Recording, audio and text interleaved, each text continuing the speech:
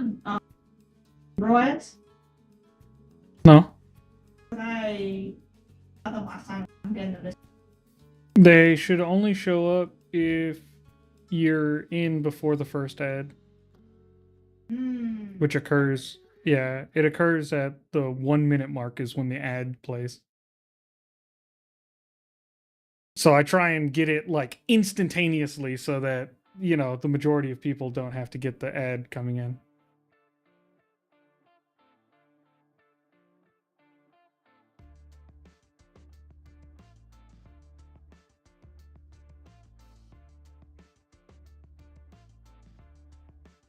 Hello, Lando. Hello, Quackmancer. Hello, Leland Holmes. What's going on, RC Doom? And Steramus Sorandus. Allure and I, welcome.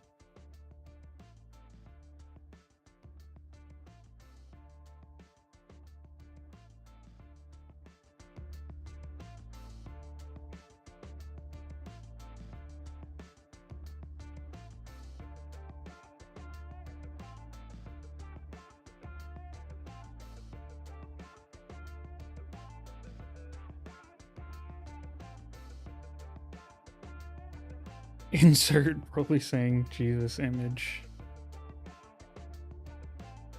Hello, Jarl.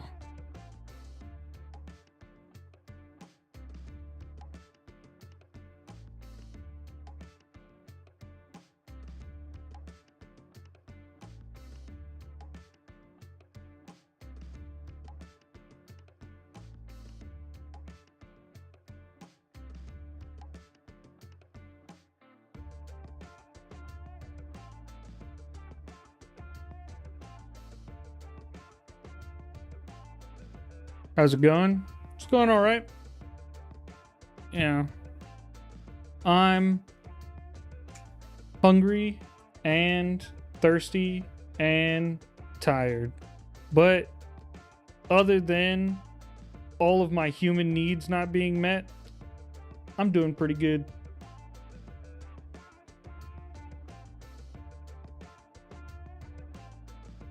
The wife and the egg. That sounds like a voice.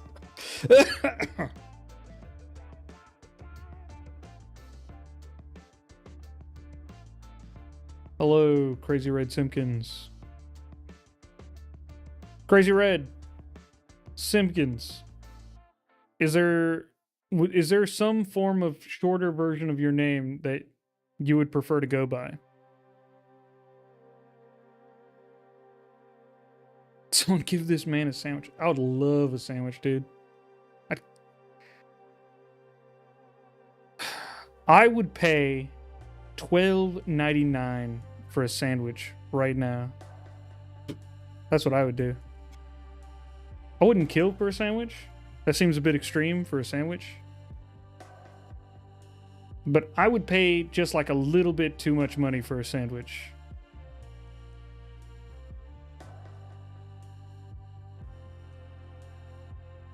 Oh, I'd love some rice. Some Mexican liar. How much would you pay for reheated rice? My eternal love and devotion.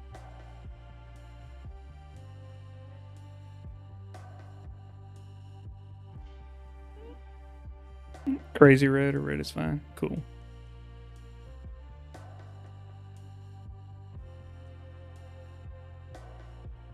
So, yeah. Depends on the sandwich. I might pay 10 to 20 bucks. Yeah. Hello, HVDEZZ. HVDez? HVDs? Dez? Hello, welcome.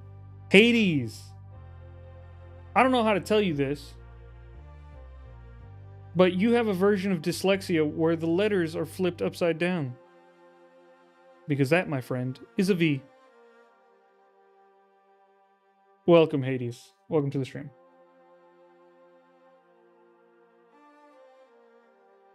I'm saving up 3K for something funny.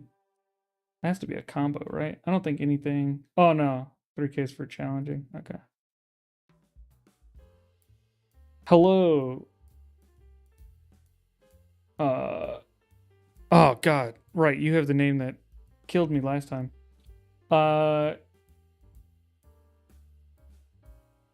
Rotharius.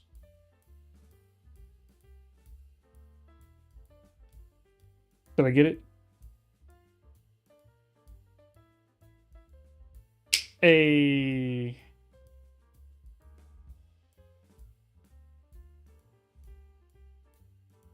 All right, Carwell. You will be missed. I don't know what's going on with the stream right now. The plugin says I have 3 viewers, but Twitch says I have 25.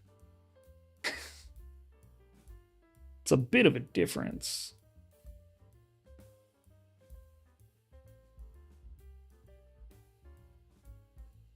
I see more than 3 people in the chat. Seems, I feel like I believe Twitch right now.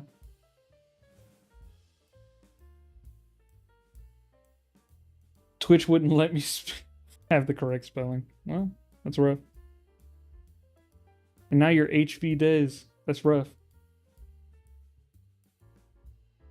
Hello, She Builds Monsters.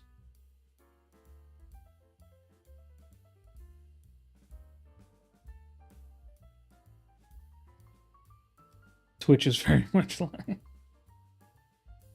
Oh, there it goes. It updated.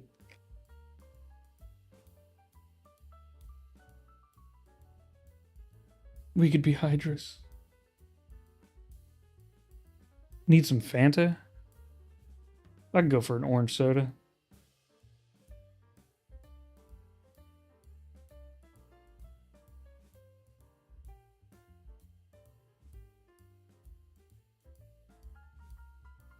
You want to be a Hydra? Why? It seems like it would be a bad time. I guess if your one and only problem is loneliness, then being a Hydra is good. I don't know what other situation being a Hydra like solves your problems better.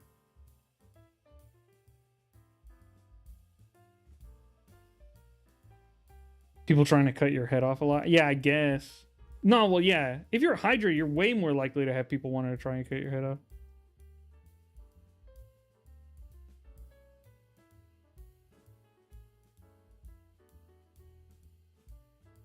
Right, but it won't kill you. Yeah, but I mean, it's more likely. I feel like it's still going to be bad.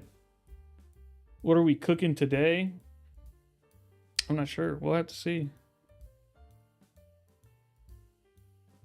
When you got to eat 3 cows, you got enough mouths. I don't think the number of mouths is the issue. You don't have a bigger stomach, right?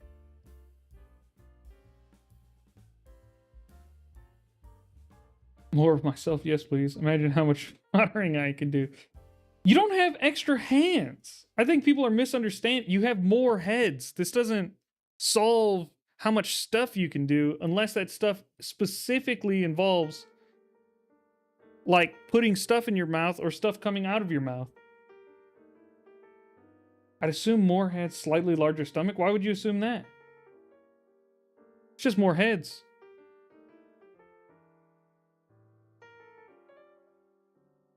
Speech to text.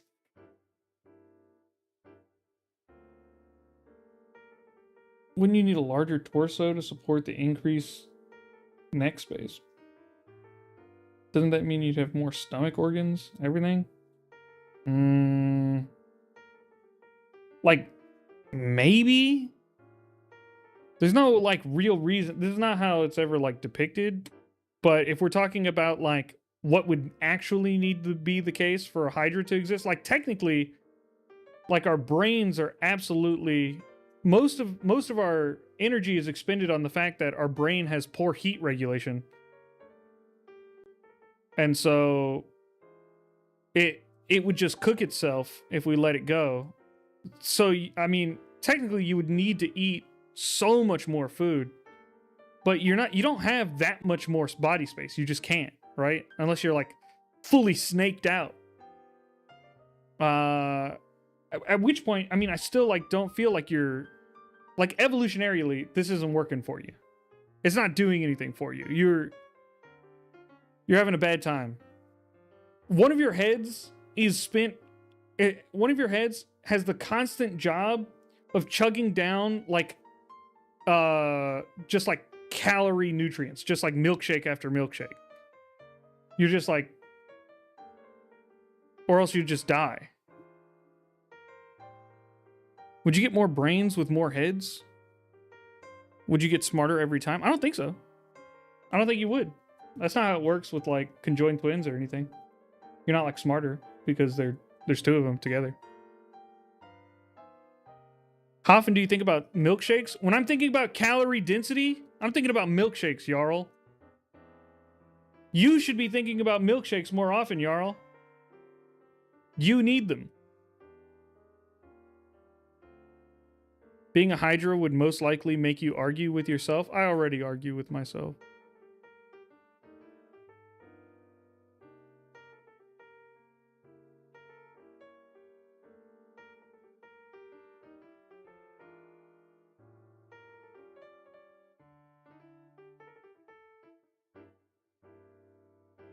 If we want to get scientific, the heads would burn more energy and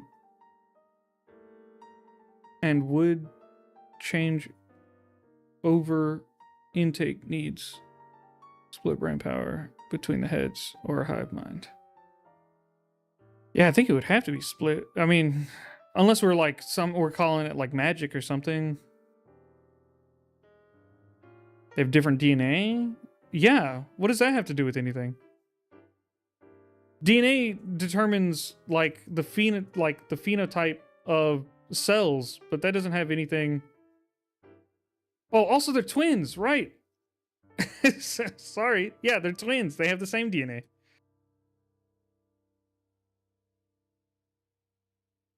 Being a Hydra would make you good at video game. One drinks Monster, one eats, and then the other destroys the lobby. Nah, I don't think so. Maybe the additional heads are just empty? Then they're not really doing anything. Are you just controlling them like... Why not just have 2 extra hands then? Hello, Plague Chaser Official. I gotta tell you, Plague Chaser Official, what makes you look not so official is requiring 2 capital letters at the beginning of each word. But I'll trust you that you are the official Plague Chaser.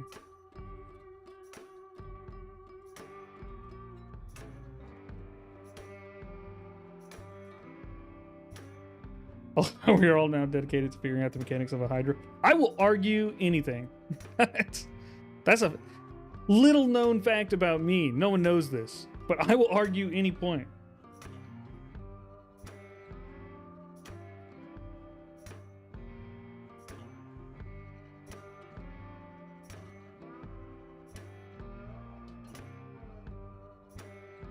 Yeah, not all twins have the same DNA. That's correct. But conjoined twins have to be identical. Yeah. That's the official spelling. It's deliberate. Cool.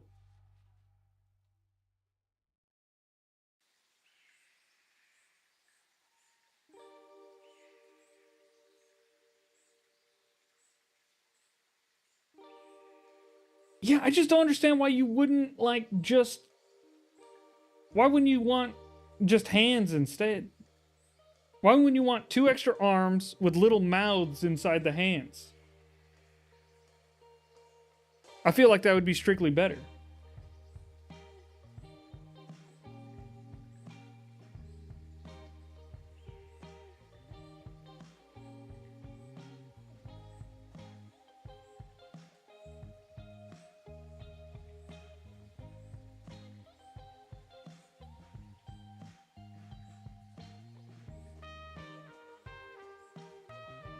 Sick, Kage. So, theoretically, if Hydras had multiple stomachs and a good enough food source, They could have an infinite number of heads. Yes.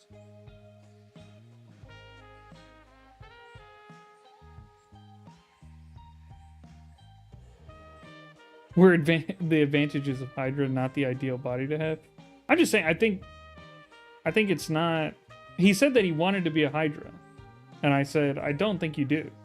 And I'm giving reasons why I don't think he wants to be a Hydra. That's some Pan's Labyrinth imagery.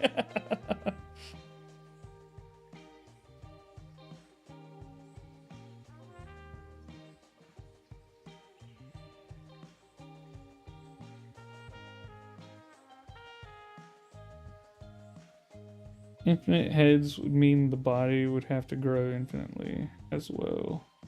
Yeah, I don't think they actually mean infinite heads. If they mean infinite heads, then yeah, it's... I mean, this is nothing. I think they mean a lot of heads.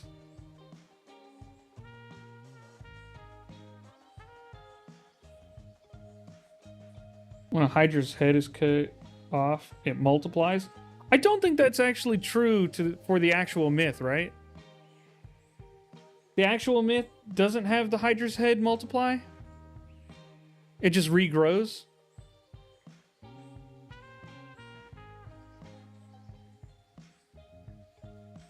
Fat check incoming.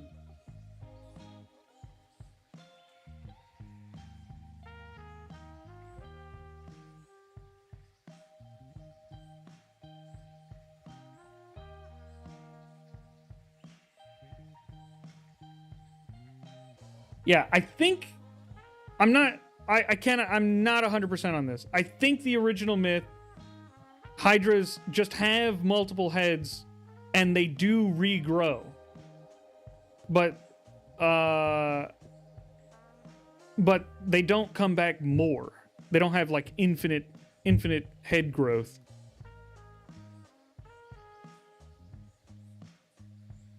I don't know where that imagery started, but it might be from the original myth, but something deep within my brain is telling me that that's not true. Okay, OG Hydra just had many heads. I'm so good. I have no idea where that was. It was just in there somewhere. I have no idea where I learned that.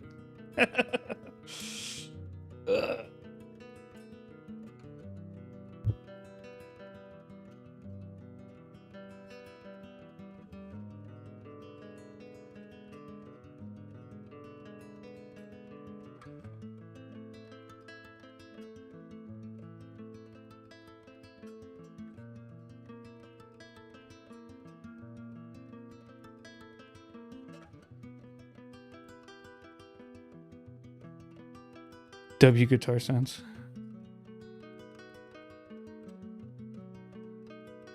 Myth is whenever you cut off head two, where it starts with one and then you cut it. That's not the actual myth.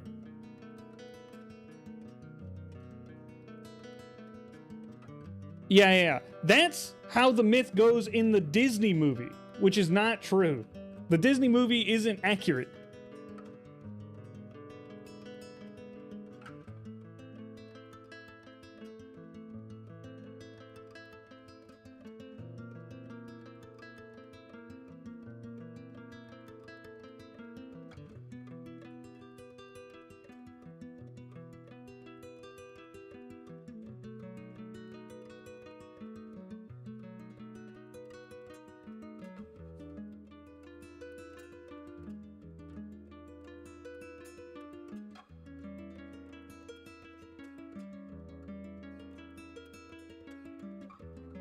Okay, you've been fact-checked.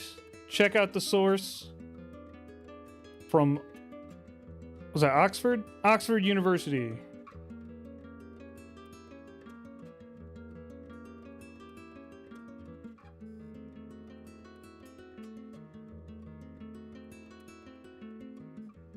Yeah, but Google AI is dumb, guys. Don't believe AI. Believe peer-reviewed sources. Have you guys played Everweave? Does the DM know stuff? No. Okay? It doesn't know anything. It's great at making up totally fantastical details. That's all we need from it. Don't trust it with valuable information. I just said what I knew? Well, yeah, but it's not what you know. It's not true. Don't believe AI? Yeah, don't. And definitely don't believe Alfred Indigo. That guy will tell you anything.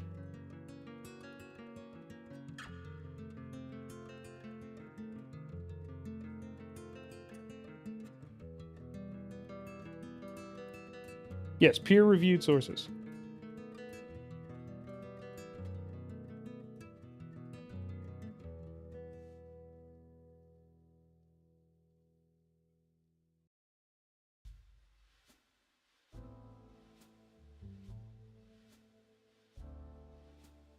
I don't want to see any flexing today.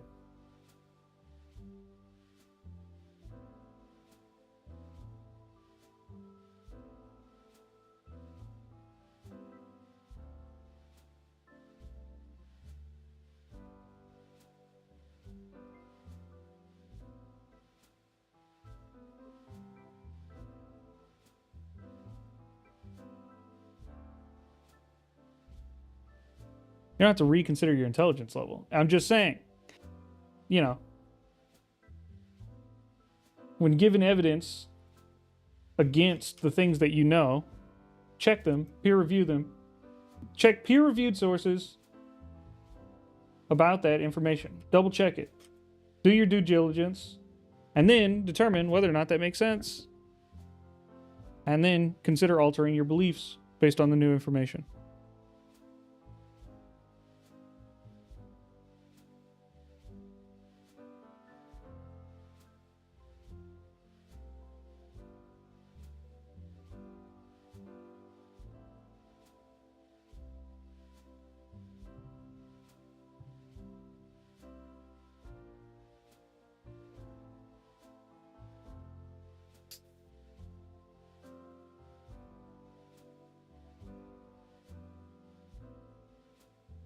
Should take an IQ test. That is a very specific type of intelligence. But if what you would like to test is pattern recognition, then I think an IQ test is probably pretty good.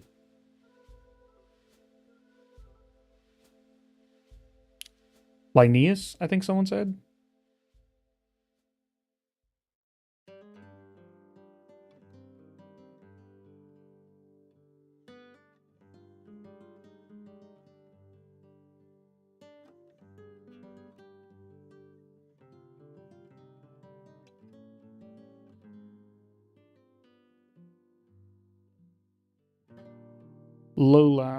Lolaeus. No, that was like Lernean. What was this? Lernean. Oh God, Lernean. Had it? Buh.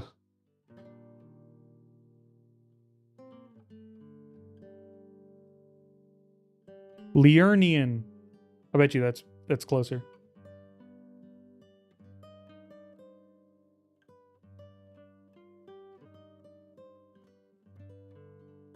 Iolus. Huh.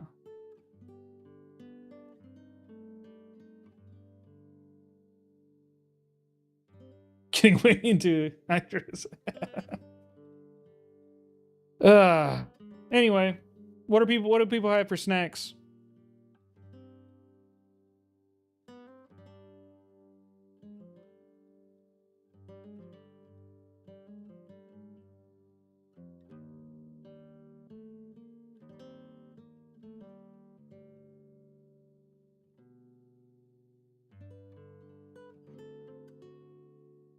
I must reanalyze everything I use Google AI to research on creating.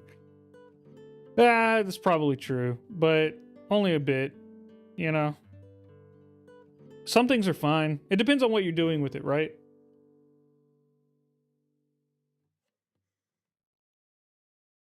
AI is a useful tool, but you have to know what it does and doesn't know. You got to use it as like a sort of a resource bank of knowledge that can and will straight up lie to you.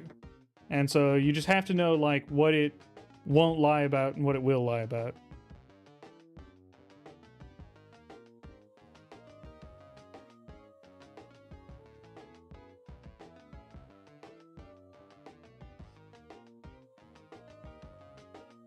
spaghetti and a chicken leg quarter for dinner. Dope. Cranberry almond chicken salad. Sounds great. I like most of those things.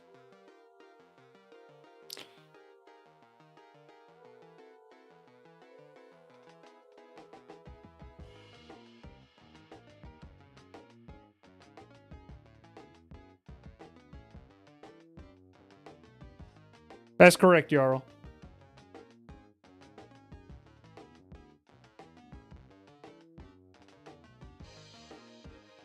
Yeah, I didn't say that it wasn't early. I'm saying the original one.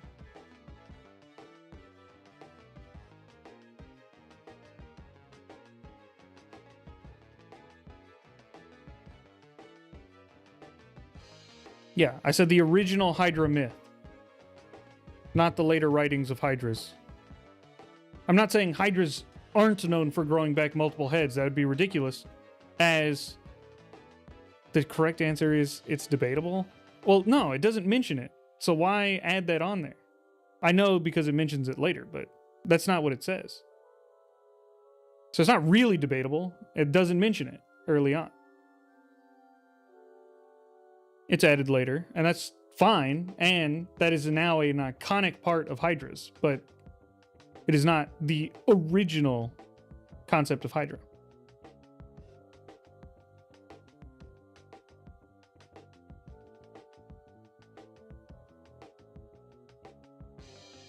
Dope. Making a Hispanic dish? That's awesome. Send snacks. I have no snacks. Lucina, you have no snacks? Where's your bowl of dried fruit and vegetables? Why don't you have your fruit and vegetable leather?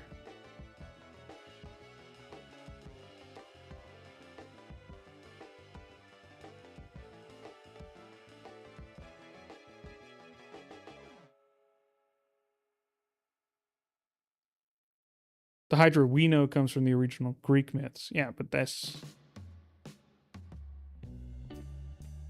I think... Is Hesiod also Greek? Yeah. So, no. It's not the original Greek myth. It's just the Greek myth you know. That's a different thing.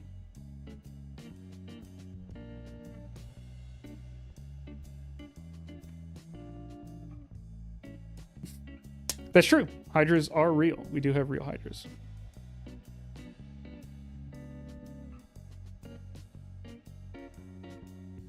It's not dead languages. Huh? I'm sorry. I meant like it is dead in that no one speaks it, but it's not dead in that people can't effectively translate it. That's true, but dead language does mean. Yes. I know that no one speaks it. Yeah. I was that was my mistake. My point was to say that people can still understand the writing.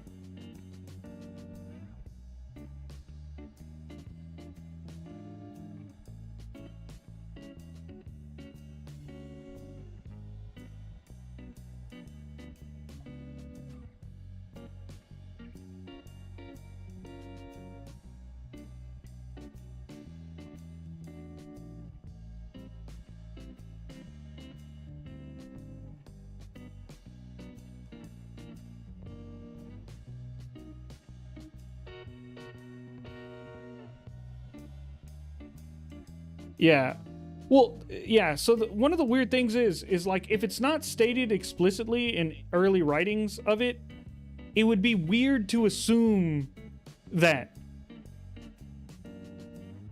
It's just like, but if it's added on later and then you know it to also have that, then it's not weird to assume that, right? But it would be weird to assume that if the first person did that. If you like looked at the first person who added that multiple heads grow back, you'd be like, why'd you do that? And they'd be like, I don't know, I thought it'd be fun. And it's like, but the original writing didn't say that. And you'd be like, but it, you know, they didn't say it couldn't. And that would be like a weird thing for them to say. And it's like, okay, well, I mean, I guess, you know, artistic license and whatnot.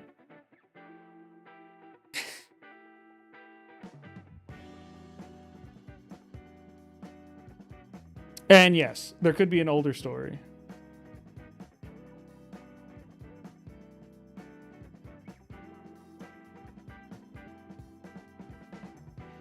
Yeah, there could be some like weirdness with like the plural of heads, right? It's like it regenerates its heads, and then it's like, oh, it regenerates heads more than one.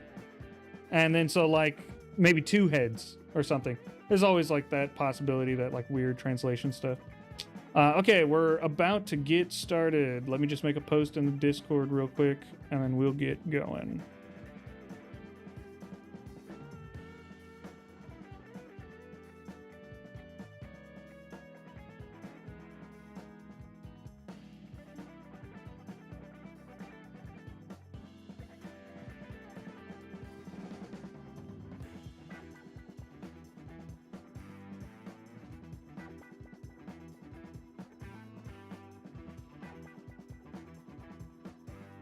I'm waiting for the book that was cited to arrive.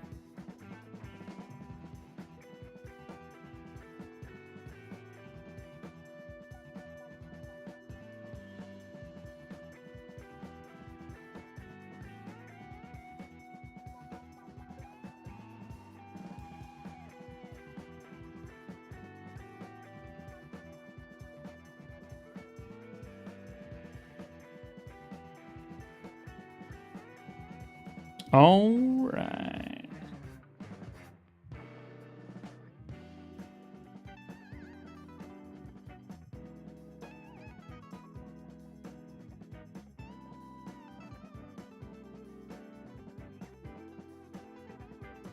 Ice cream? Nice. Hello, Knights 218.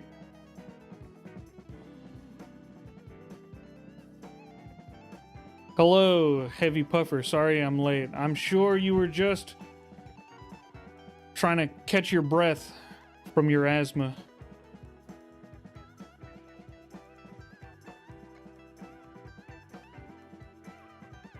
Time for mutant fun? That's right.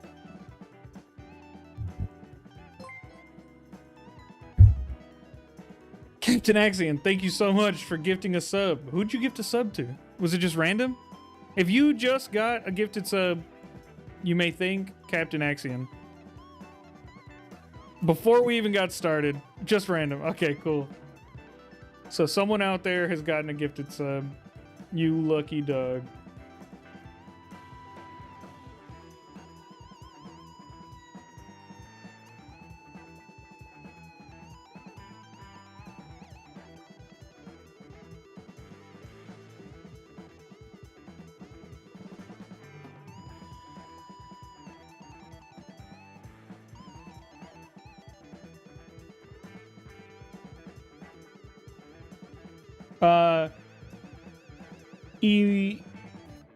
Emanon. There we go. That's probably more correct. Emanon, you have received a gifted sub. All right. Welcome, everyone, to another Everweave stream. I'm new to this, but so far I'm having a good run. Nice. Glad to hear it. What just happened?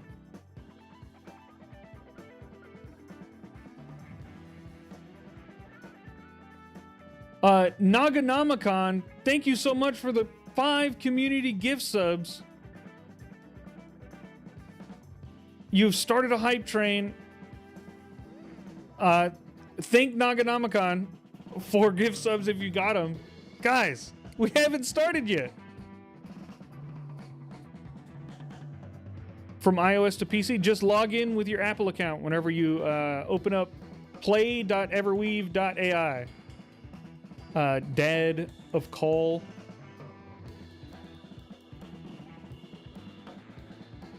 Guys, you're being crazy. It's to get around the meds. Yeah, good.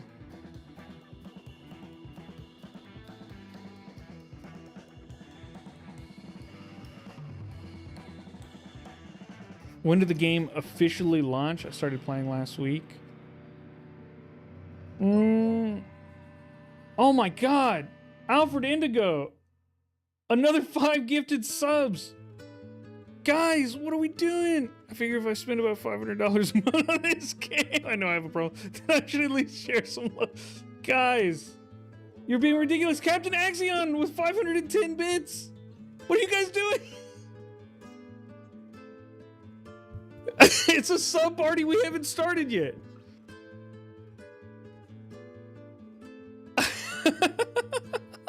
You guys are being ridiculous. No problem, Dad of Call. Oh my god. Well, alright. We're off to a crazy start. We got a hype train going. Naganamacon with another 6 gifted subs? Jesus, what are you guys doing?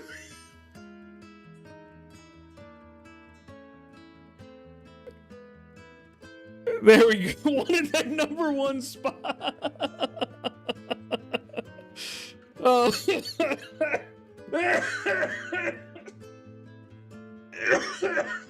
Oh man. Quakemancer with 5 gifted subs. Guys. Oh my god. Please. I need to breathe. I really appreciate it. And everyone who didn't have a gifted sub, I'm sure really appreciates it. I'm pretty sure everyone has a sub now. Jesus. Oh, man. Oh, you guys are wacky. Oh, my God. It's going crazy. Okay, all right. Yeah, now no one has to worry about ads, for sure. Whew. Okay.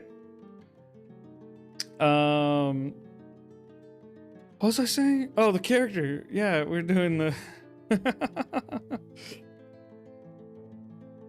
Oh, man. All right.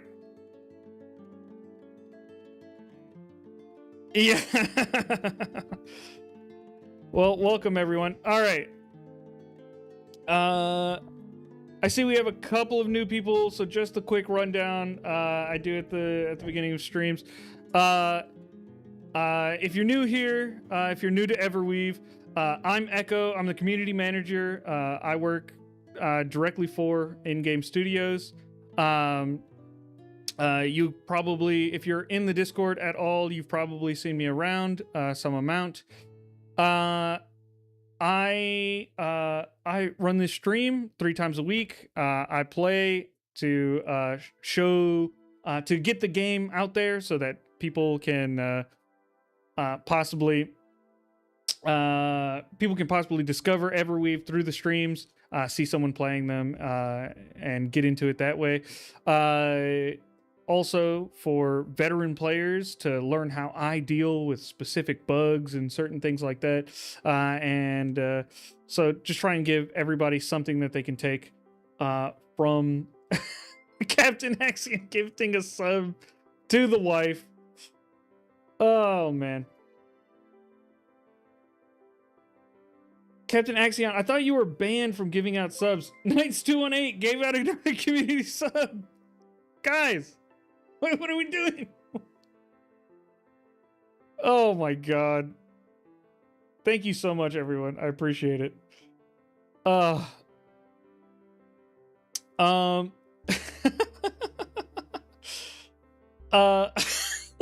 Sorry. I'm dying. And She Builds Monsters, of course, comes in purely a flex, absolutely blasting through 5,000 channel points to flex on everyone else.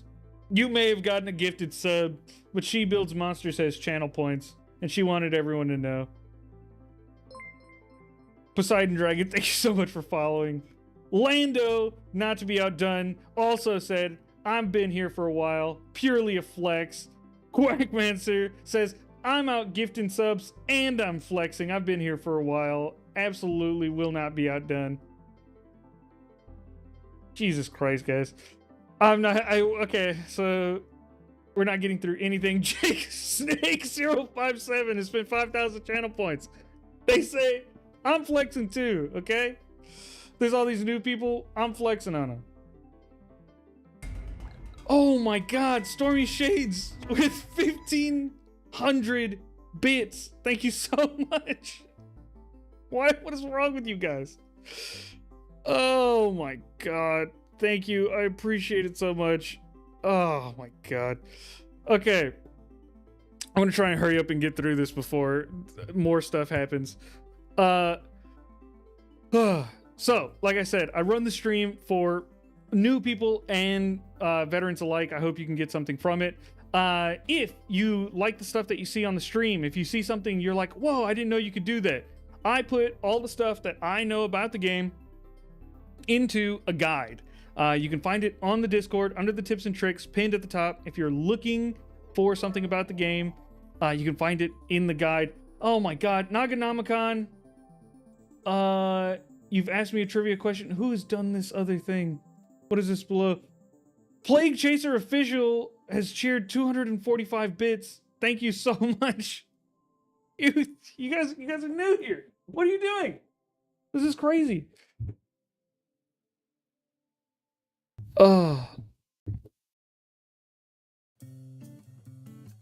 Okay, what ability makes magic users less effective against a Tarrasque? Tarrasque has like reflective plates. They can reflect projectiles back at the caster. So any sort of ray, beam, or projectile will get shot back from a Tarrasque. Am I right, Naganamicon? Dad of Call, thank you so much for following. Reflective Carapace, dope. Okay. So, where we left off. Hello, Enlightened for Love. Thank you for joining. Thank you, Ario Mexicano, also for joining. So, like I was saying, you can find the guide. It's in the Discord. Anyway, we're playing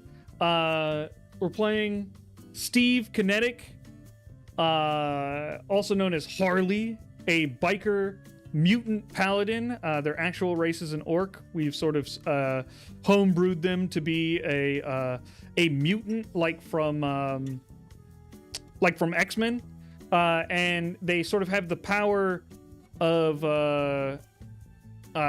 inertia / momentum. They resist change in motion. So once they build up some amount of speed, it's very difficult to stop them or to move them without their desire.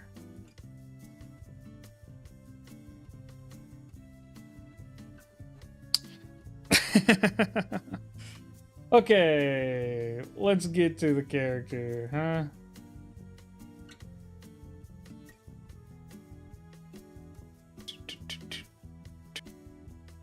Was it all the way at the top? Steve Kinetic. And we've just started this character too.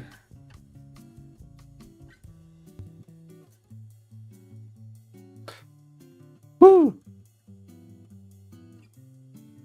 You guys, I feel crazy. I have like adrenaline pumping while I'm just sitting here. I'm all tingly.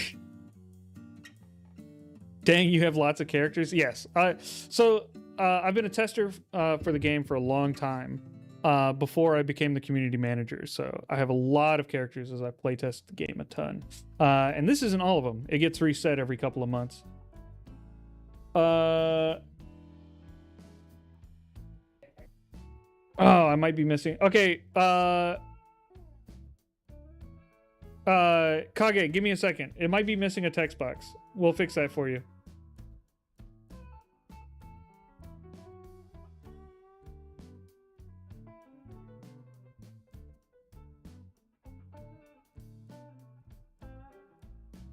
Okay, let's get the text box going.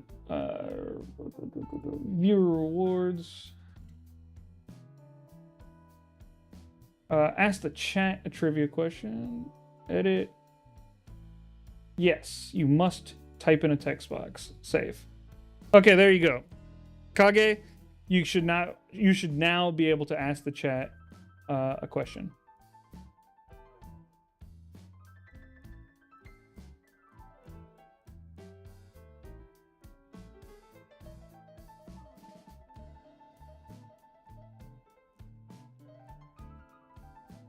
They should add an actual demon into the game too, and a place of demons instead of just the tiefling.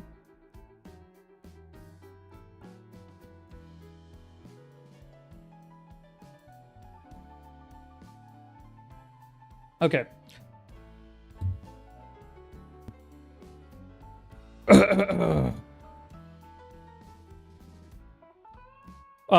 So we saw some ne'er-do-wells. We woke up in an alley. And we saw some ne'er-do-wells running away from a dumpster. They seemingly dumped something in there and then ran away. And so we went over to see what was going on. I'll read out this message, but first, Kage would like to ask the chat a trivia question, so here we go. Kage would like to know, what is the highest mutant power level in the Marvel Universe continuity? Bonus for a name. Omega level. Jean Grey.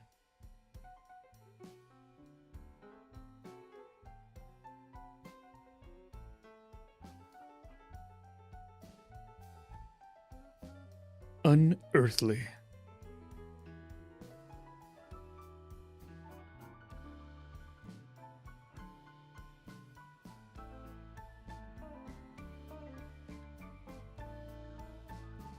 At Landa.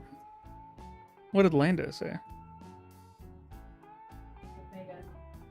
Okay, sweet.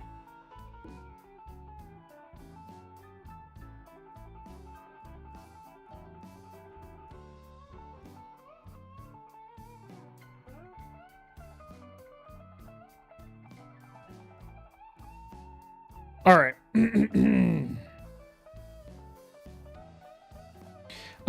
So we moved over to the refuse pile. Moved over some of the refuse to see what was inside the dumpster.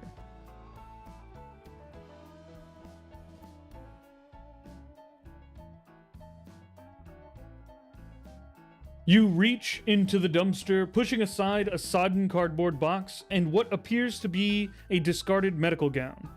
Beneath the refuse... Why are you guys doing this to me? Alfred Indigo gifted 1 community sub. We missed Lando, but I got him.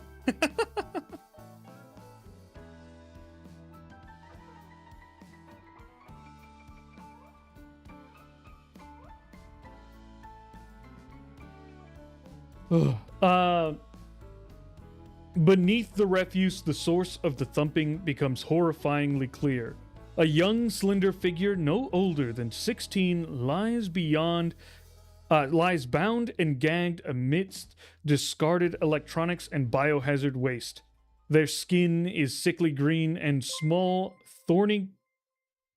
Jesus Christ, Naganamicon has gifted another sub to the community. This is what they want. They want to interrupt me.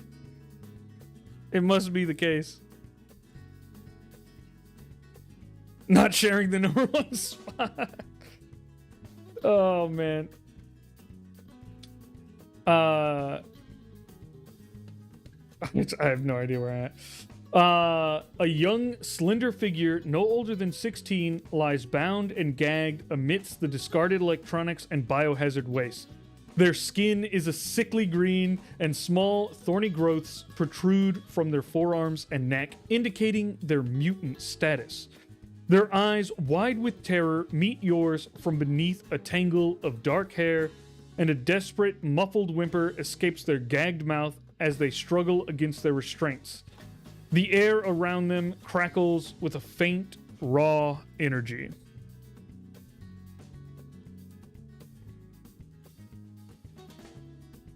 Hello, brown rice. Brown rice, New York, New Jersey? Is that right? Is it brown rice, New York, New Jersey? Story Shade is gifted on community sub. God damn it.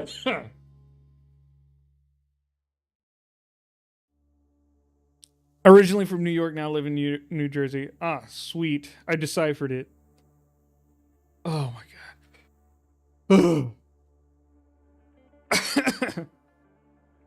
Welcome to the community. I'm glad you're having a good time. Welcome to the stream. You joined a crazy stream. People are going crazy with the subs today.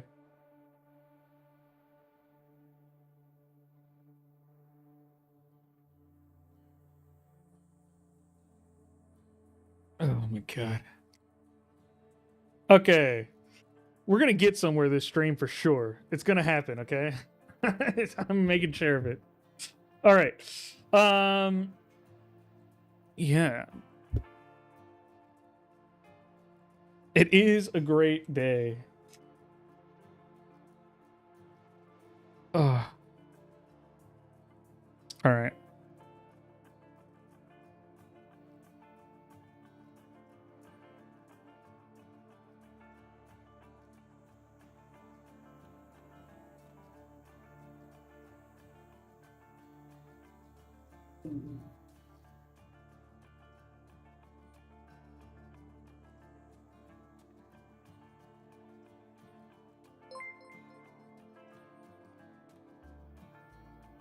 Naganamacon, thank you so much for gifting a sub to Lucina. She deserves it.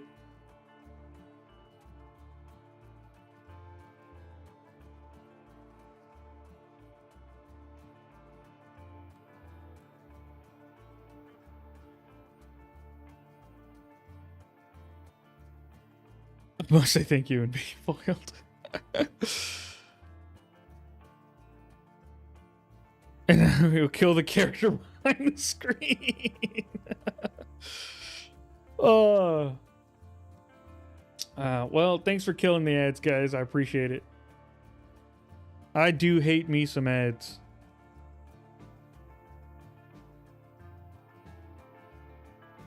Okay.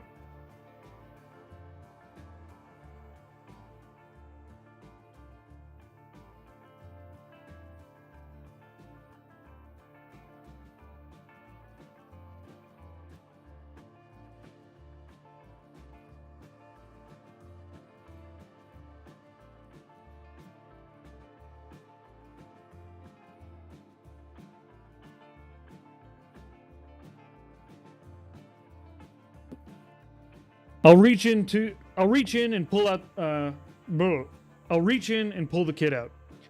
I'll cut their bonds and remove their gag. You okay, kid? What happened? He can't go 2 sentences. I can't, man. You guys are messing me up.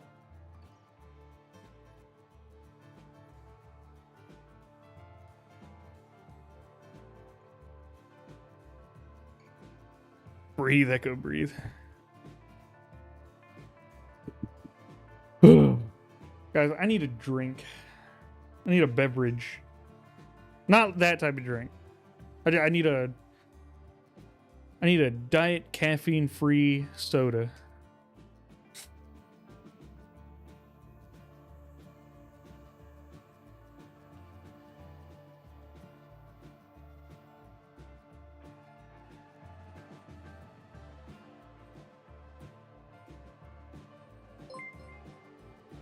Brown Rice, New York, New Jersey, thank you so much for following. We have hit the follower goal already. Oh, man. Is root beer caffeine free? Most root beer is caffeine free. There are some that do have caffeine, but most are caffeine free, and they'll say caffeine free on the can if they are. Yeah, Barks has caffeine. That's right. You reach into the refuse, your large hands carefully yet firmly grasping the kid. With a powerful, effortless heave, you lift them clear of the dumpster's filth and gently set them down on the wet pavement. Their eyes, still wide with terror, dart around nervously. Without hesitation, you tear away the tape binding their wrist and ankles, then gently pull the gag from their mouth. A ragged gasp escapes them, followed by a series of shuddering coughs. You okay, kid? What happened? You ask, your voice a low rumble. The kid clutches their chest, eyes still wide, and their green skin seems to flush a deeper shade. They were the collectors. They stammer out, their voice hoarse and trembling, gesturing vaguely back towards the alley entrance. They took everyone else. Stormy Shade, thank you so much for gifting a sub to Toric. Oh my god. Guys, I think you guys are like on track to set some sort of record if you haven't already. Jesus.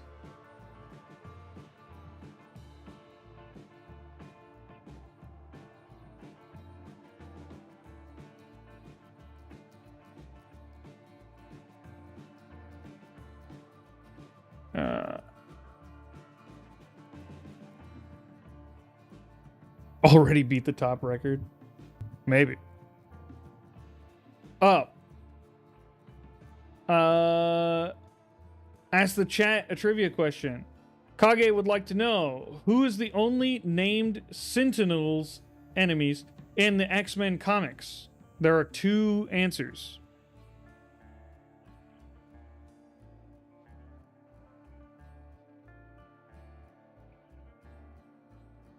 Sentinels.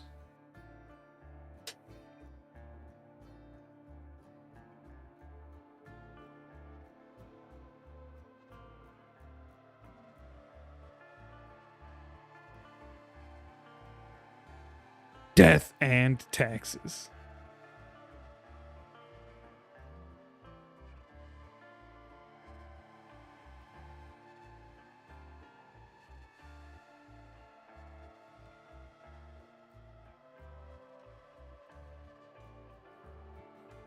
Ooh, okay. Okay, so the collectors have taken a bunch of people.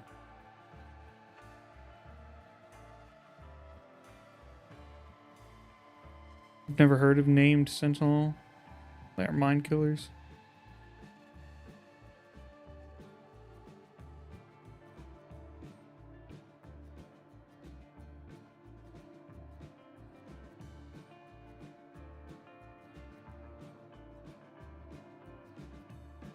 I got sold to the collectors once.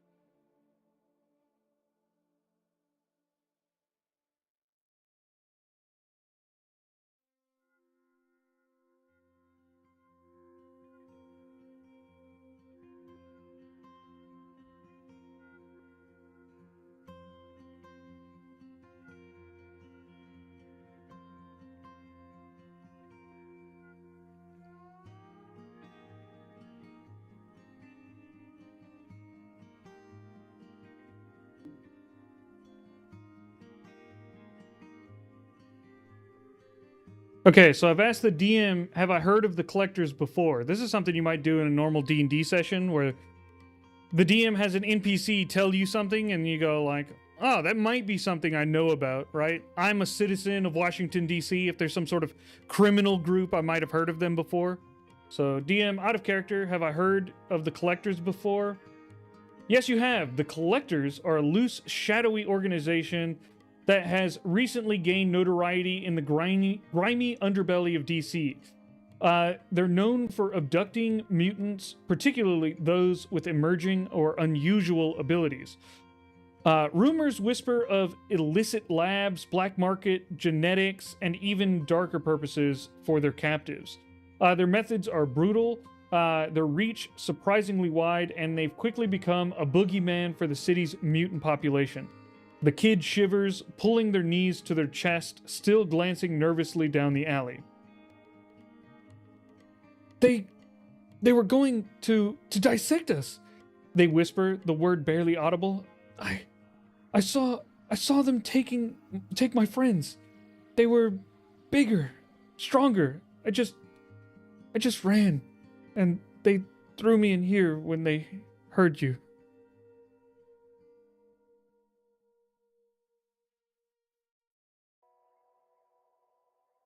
What was the answer? Did Kage ever answer? Nimrod and Master Mold. Nimrod and Master Mold. Cool.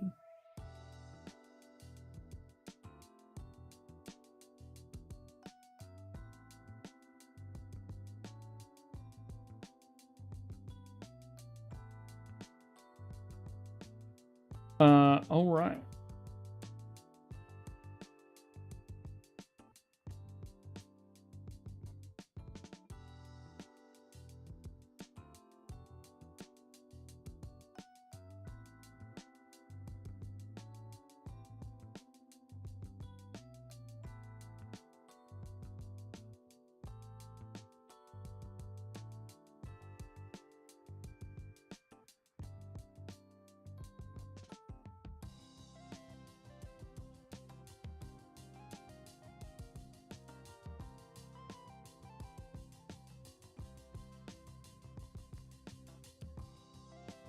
Do you remember where you escaped from? Could you point me in the direction?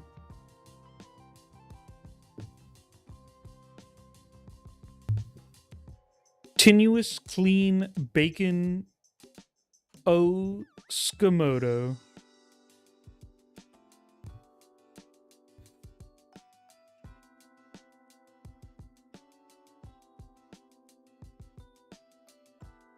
Since it asked me to clip, here you go, collectors. Twitch is asking me to clip for some reason? What? What are you clipping? What'd you clip?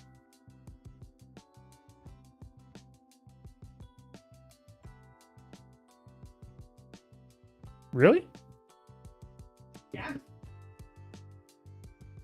Okay.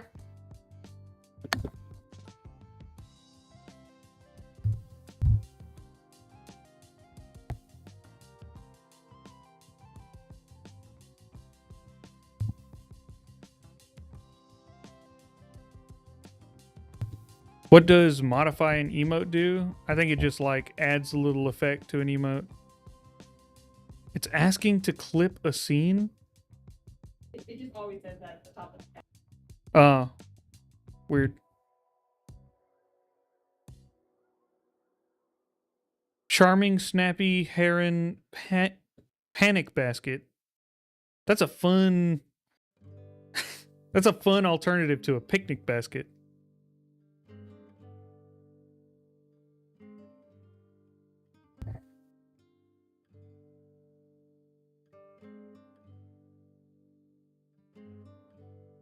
Okay. Oh. All right. The young mutant clutches their knees tighter, their eyes scanning the alley as if expecting the collectors to reappear at any moment. They hesitate, gnawing on their lower lip before slowly nodding. Yeah, I think so, they stammer, pointing a trembling finger vaguely down the alley towards the main street. They had us in a van, a black van with no windows. It turned down the street not far from here. It was near the old abandoned textile mill on the waterfront. I heard one of them say Textile Point, where they pushed me out. Their voice is still laced with fear, but a flicker of determination enters their eyes as they look at you. You're going after them?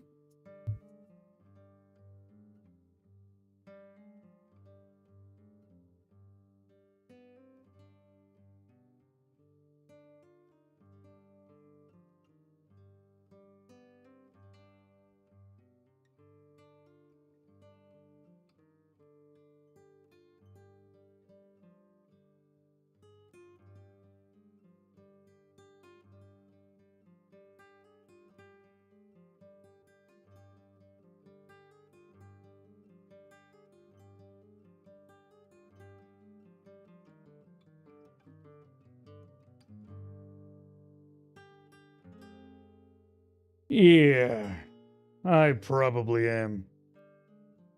Do you have somewhere to be, kid? A family? Or something to run back to? You got a challenge.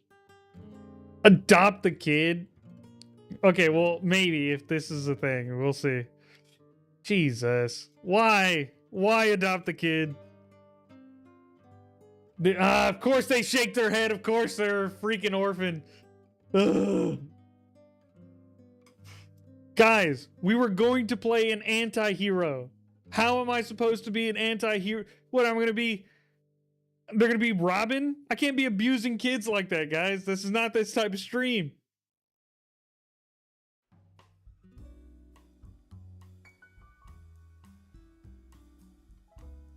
Teach him how to be an anti-hero? No. That's being Robin, okay? That's being Robin to Batman, and that's called child abuse.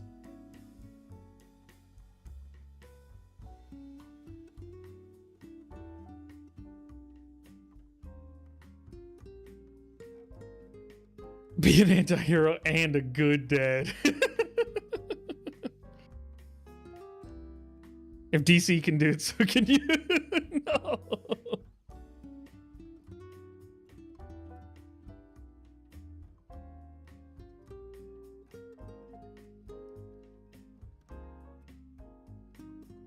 It's a very normal kind of thing. The young mutant shakes their head slowly, a shadow falling over their already drawn features.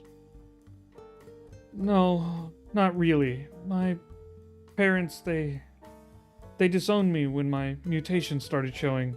Said I was a curse.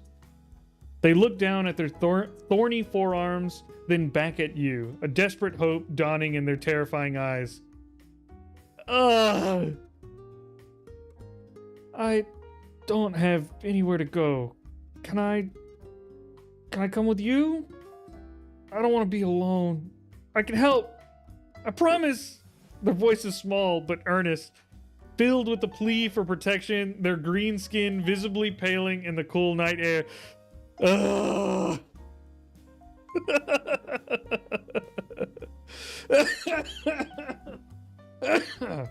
Oh man. Oh god. Oh, I'm gonna start coughing. I'm gonna die. Why? I didn't want an instant son.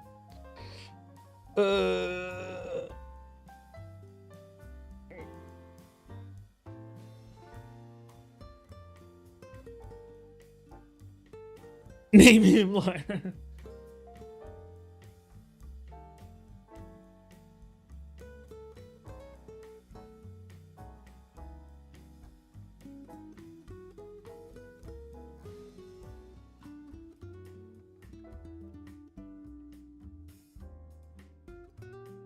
Nick's go outside now. Yes.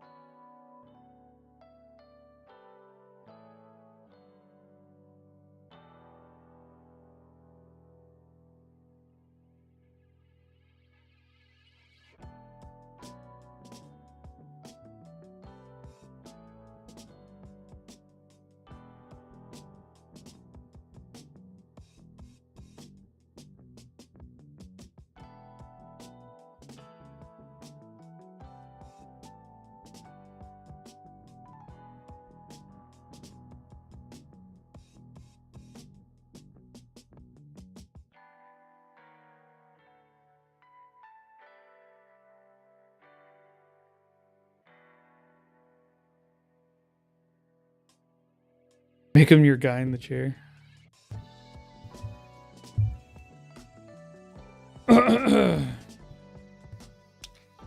I mull it over for a bit, determined not to say yes. I turn to the kid with a stern look. All right, kid. Come with me. But first, what's your name? I can't very well keep calling you kid.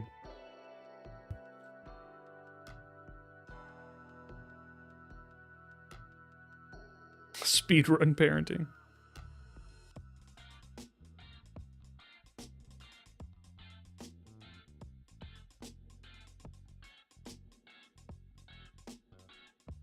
I deny your challenge, Caboose. I will not do child abuse.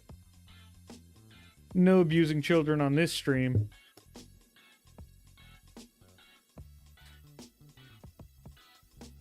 You let out a deep, rumbling sigh. A sound, a mix of resignation and reluctant acceptance. Your yellow eyes fix on the young mutant with a stern, assessing gaze. All right, kid. Come with me. But first, what's your name? I can't very well keep calling you kid. A wave of relief washes over your face, chasing away some of the lingering fear. Oh, their face, not my face. A wave of relief washes over their face, chasing away some of the lingering fear. A small, tentative smile touches their lips despite the thorny growths. Dang it! Guys, we got our first Ilara. My name's Ilara, they say, their voice gaining a little more strength. Thank you, Mr. They trail off, waiting for your name. Their gaze flickers to your diamond tusk, a hint of awe in their eyes. You're really going to help find them? Colonel Mustang! Nope, they are a child. Absolutely not. I know you're talking about your Ilara in your game, but no context was given.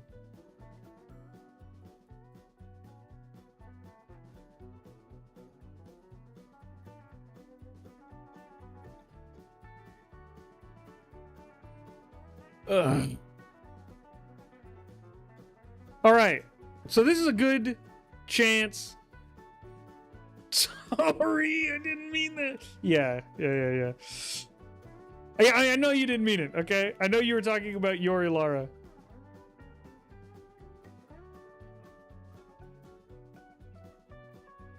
All right, so this brings me to a great chance to show you guys how to deal with this showing up.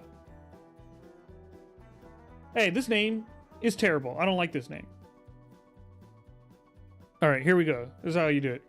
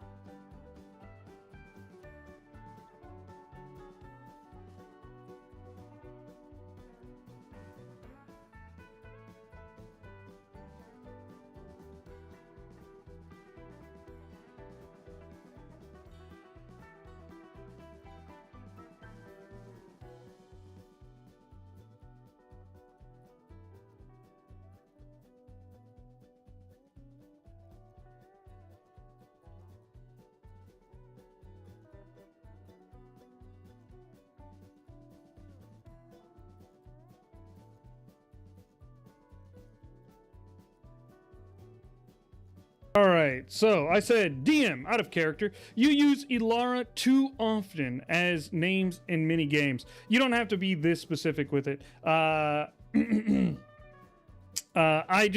always give my reasoning to the DM because the DM sees you giving reasoning as good reasoning. So just give your reasoning, whatever it is. Hey, I play too often and I get the name Ilara a lot. I don't like it. Use a different name. The DM goes, okay, great. Like, no problem. But so whatever your reasoning is, you're like, hey, there's another character named Ilara, or I don't like the name Ilara. Whatever your choice is, use that. I'm explaining because it's in too many games. It's used too often. It's too common. I don't like it. I would like more run-of-the-mill American names: Stephanie, Jack, Mike, etc., as well as multicultural names like Miguel, Aiko, and Merida. Please change Ilara's name to something better suited to this setting. Thank you. Always with the please and thank you. You can also add your message to the bottom of that message. I'm doing this here because I have messages to blow, and I want my DM to get it as accurately as possible. So yeah, what they'll likely do is resend that same message, but now with a new name. Her name is Maria. Much better name, folks. Maria. Let's go.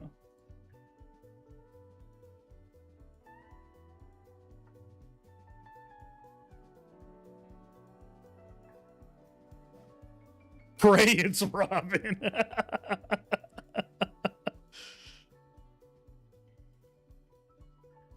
Yeah, Maria's great. I'll take Maria any day of the week.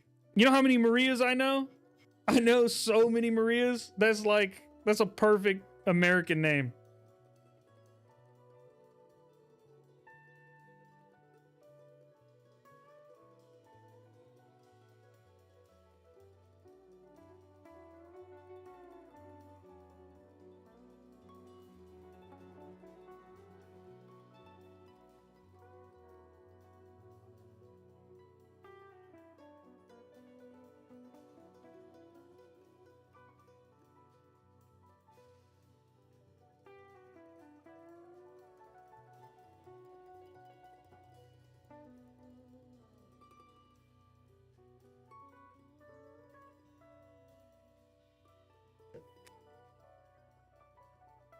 Oh, thank you. Hold on. It's very hot. Thank you, my love. Love you. Love you.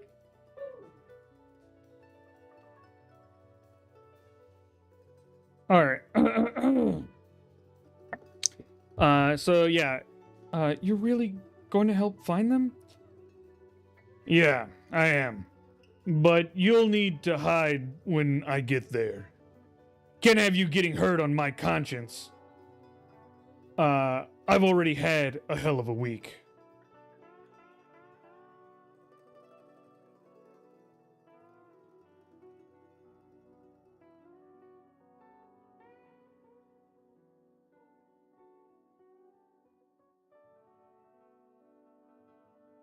By the way, name's Steve.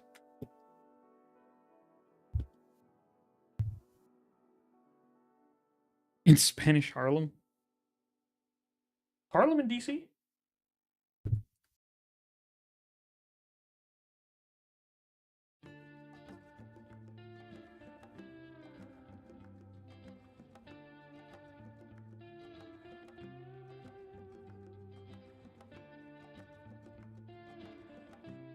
That's what I thought. We're in DC.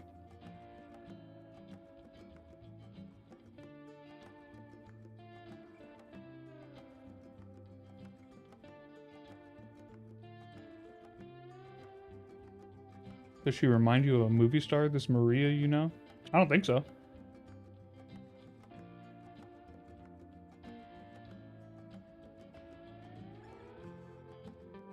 Give them the business? Oh. The collectors? Yeah.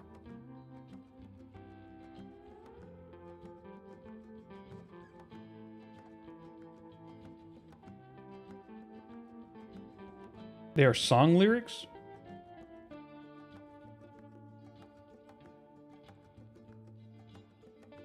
Nah, I don't know him. Played by Carlos Santana? I do know who Carlos Santana is.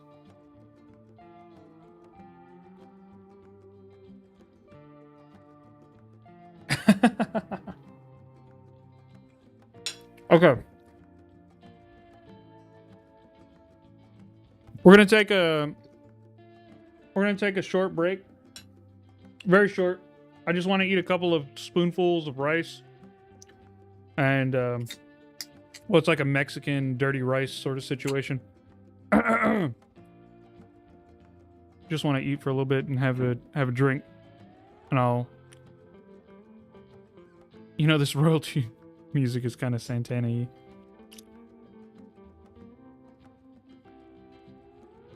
Detective Comics.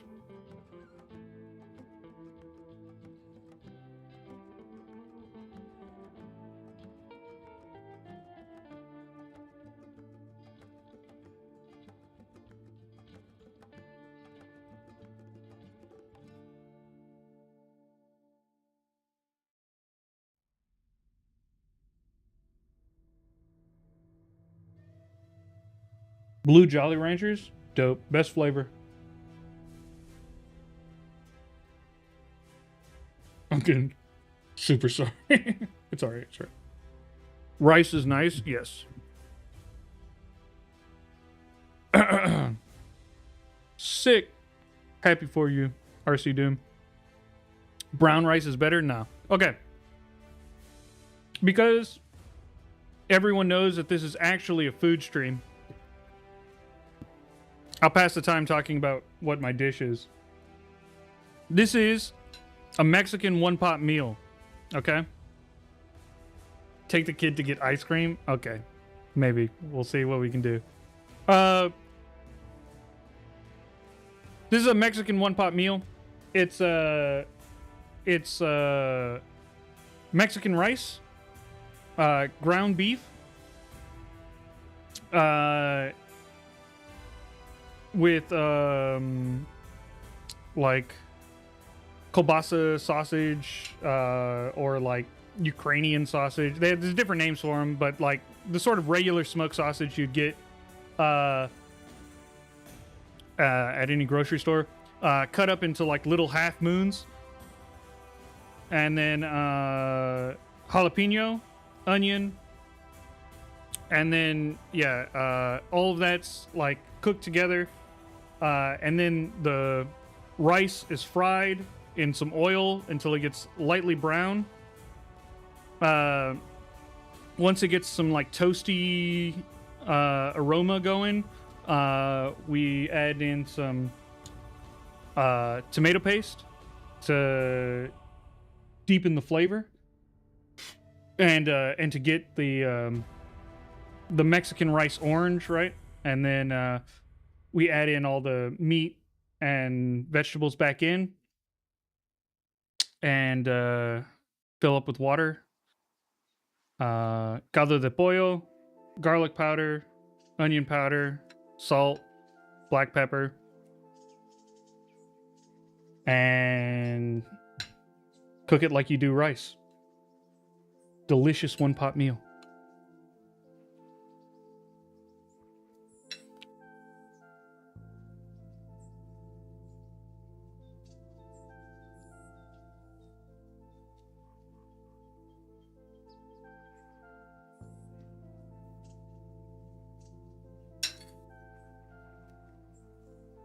Making me hungry.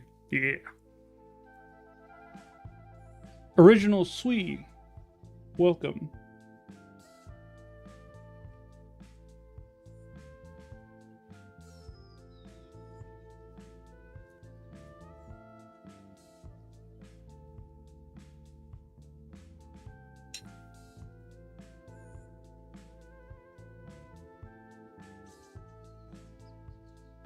We're just doing a little pause in the stream. If you don't have snacks or anything, now's the time. I'm just eating real quick since I'm pretty hungry.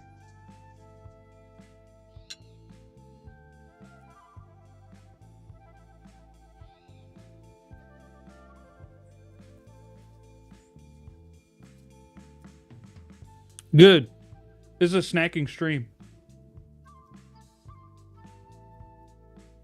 What way do you prefer your beans to be? Refried. Refried pinto beans. But I also like baked beans, barbecue beans.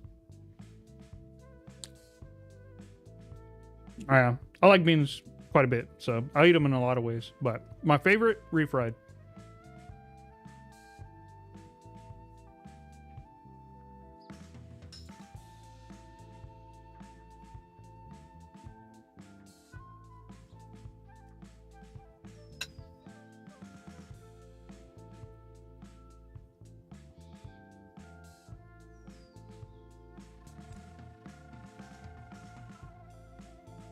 What game is this?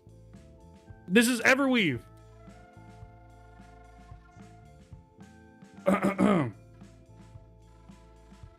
It is like a D&D, but you have an AI dungeon master.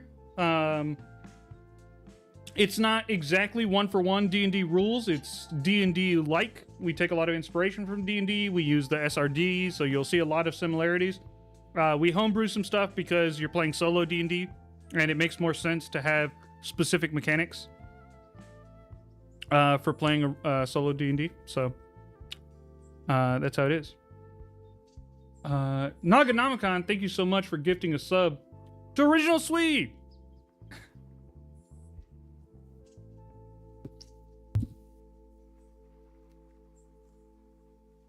Well, welcome. I should probably play the game so you can enjoy it. So I'll stop eating. Naganamicon, another gifted sub. This one for Caboose. Thank you very much. You guys are crazy. All right. Let's get back to it.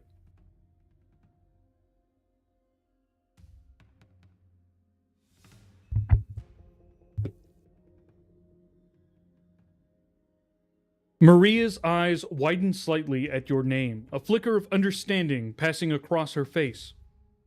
Steve, she repeats, as if testing the sound. A determined nod follows. Okay. Steve, I understand. I'll hide. I want to know they're safe. My friends. Her voice, though still soft, holds a newfound resolve.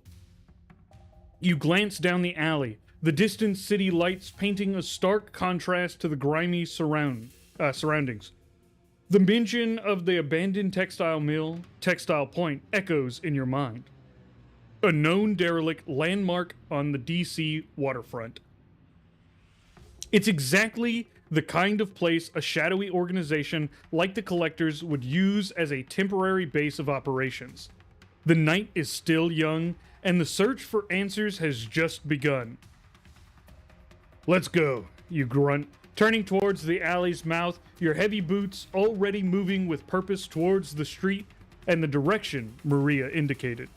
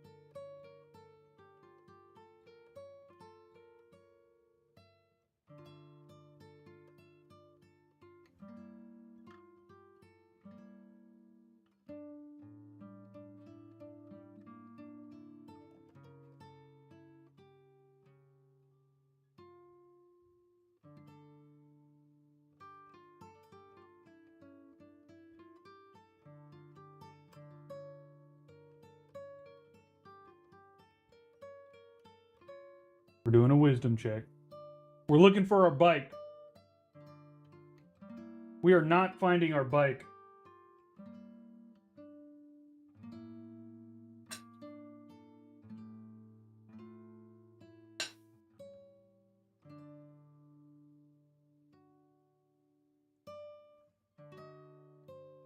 You're making a font to float? Dope. Love that. Love that for you.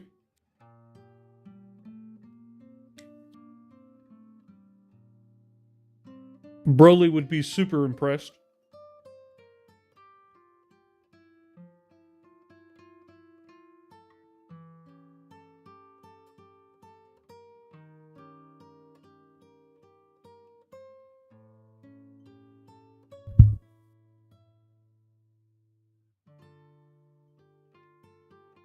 Will there be a Heroes of Everweave showcase where we can see characters that other players have created? You can see that in the Discord, but there's no spot for that in the app.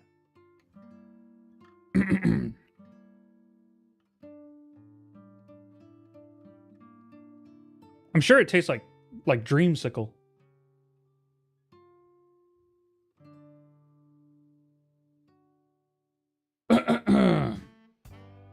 You quickly scan the grimy alleyway, your yellow eyes piercing the shadows, hoping to spot the familiar glint of chrome or the sturdy frame of your motorcycle. The urban clutter, however, is a chaotic mess of overflowing bins, discarded furniture, and forgotten shadows. The lingering disorientation from the blow to your head doesn't help. Every corner seems to blur into another, and the narrow confines offer no clear vantage point. Maria, still slightly trembling, watches you, her expression a mix of hope and apprehension. Your bike is nowhere in sight. The alley offers no clues to its whereabouts, swallowed by the confusing aftermath of whatever brought you here. The urgency in Maria's eyes, however, pulls your focus back to the immediate task. Time is of the essence if her friends are to be found.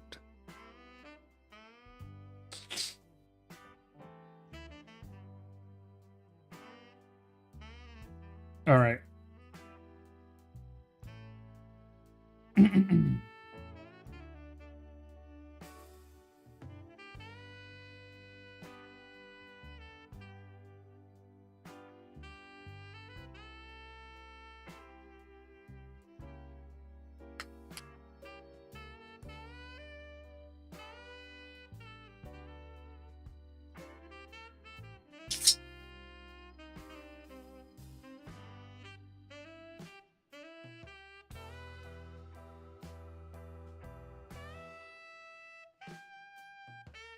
You don't have to keep that noise quiet, my love.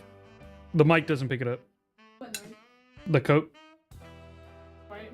Oh, you're just doing it super slow? Yeah. Oh. You're protecting your nails. Okay, cool. Got it.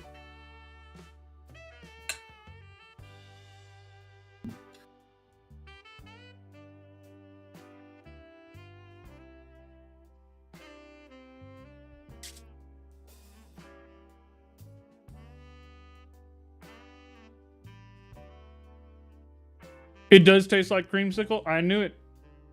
Orange and vanilla is always going to give you that sort of creamsicle-y vibe.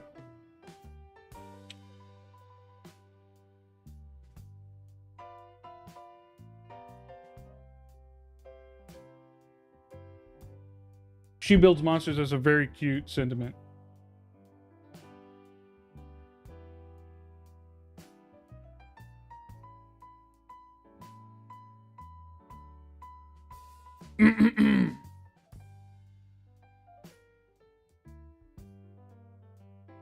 You glance... Oh, sorry. Read mine first. Oh, no. Okay, the DM repeats me here. You glance at Maria, a determined glint in your yellow eyes. No bike. Just gotta run. Can you keep up? Without waiting for an answer, you pivot and break into a powerful stride, your long legs quickly eating up the distance as you burst from the cramped alleyway onto the broader, rain-slick city streets. The neon glow of the distant sign reflects in wet asphalt as the urban landscape unfolds before you. Maria, despite her earlier trauma, scrambles to follow, her smaller frame surprisingly agile. She struggles to match your pace, a pained grimace on her face, but she keeps up, her gaze fixed on your broad back. Yo, DM, let's not talk about my broad back, all right?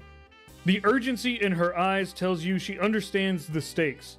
The cool night air whips past, carrying the distant wail of sirens.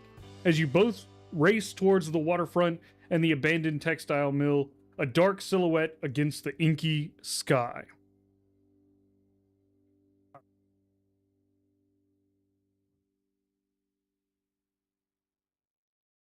I have to like scurry and shove a few spoonfuls of rice into my mouth. The DM is looking respectfully.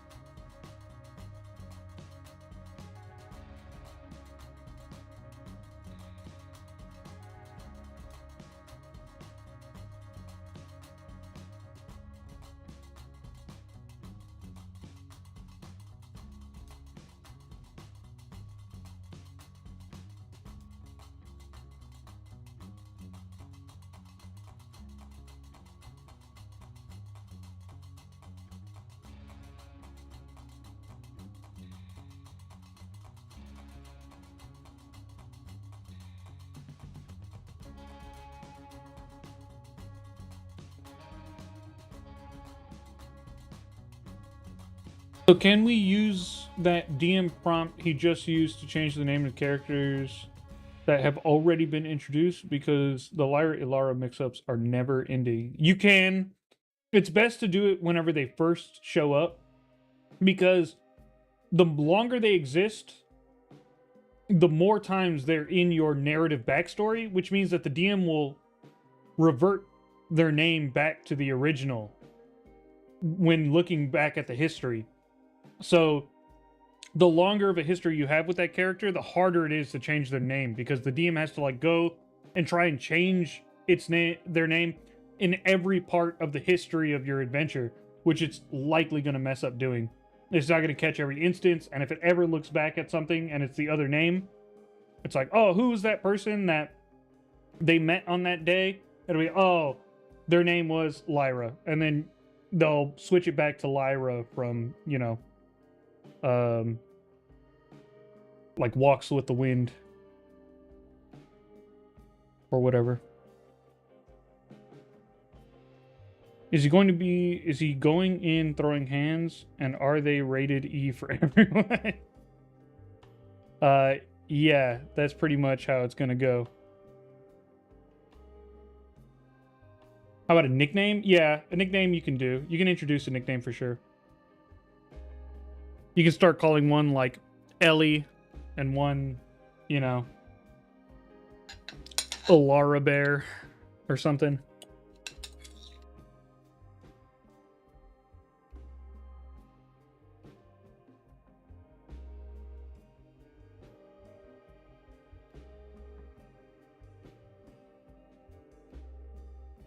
Okay. Excellent.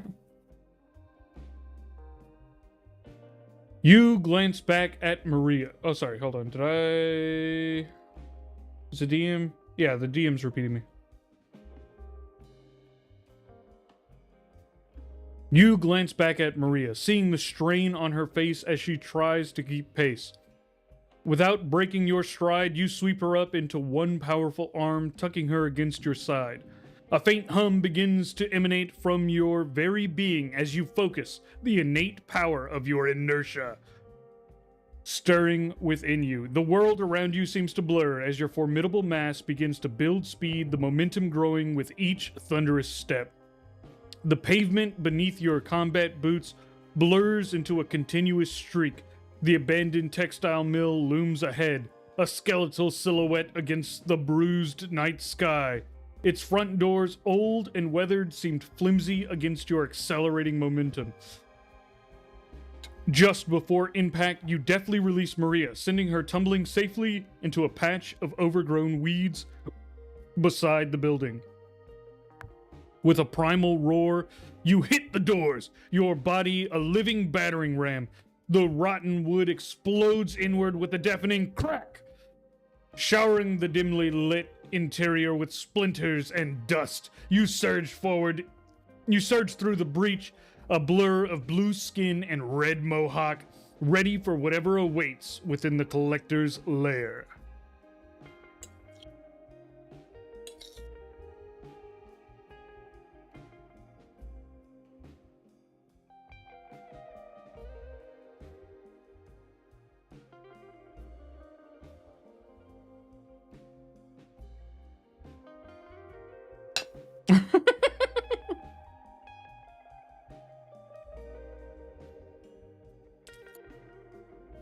The Harley.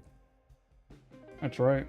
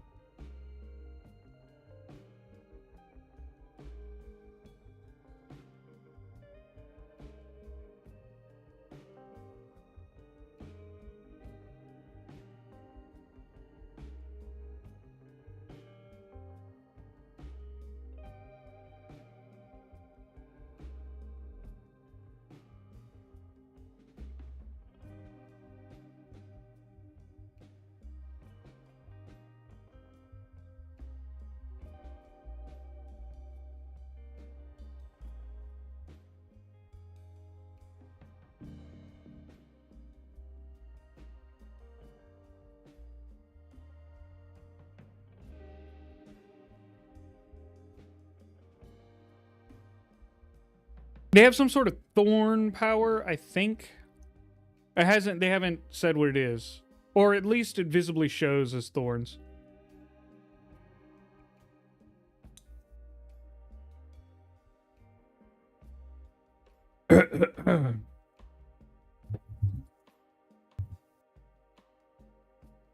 I'll read my message anyways, even though I think the DM does repeat me. I'll burst through, sorry, not the point. I'll burst through and spot the first thug in view and bash them across the room, imparting them with my stored up inertia. I've essentially turned them into an unstoppable rocket that'll keep going until they've used up all the stored energy, blasting through the wall and beyond. Who's next? The decaying doors of the textile mill explode inwards, splintering wood and dust erupting into cavernous, dimly lit space.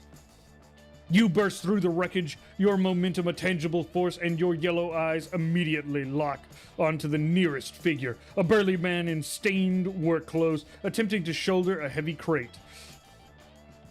Before he can even register your presence, your coiled, power unleashes. You bash into him, a concussive strike infused with your inertia ability. He becomes a human projectile, screaming as he rockets across the factory floor, slamming through a corroded metal wall with a resounding crash before vanishing into the darkness beyond. A moment of stunned silence hangs in the air, thick with dust and the smell of ozone. Then two more figures emerge from behind towering stacks of old machinery. Startled expressions on their faces. One fumbles for a pipe wrench, and the other draws a wicked-looking blade. Their stare at the gaping hole where their comrade once stood, then turn their terrified but defiant gazes towards you. "Who's next?" you roar, your voice echoing through the vast space. Two more henchmen, one armed with a wrench, another with a blade, now stand before you, ready to defend their illicit operation. Oh wow, you narrate it? That's awesome. Thank you.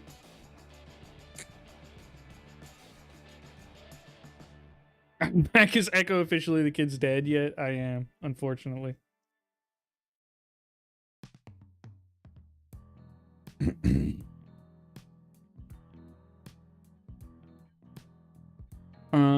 Okay, we're high strength, yeah.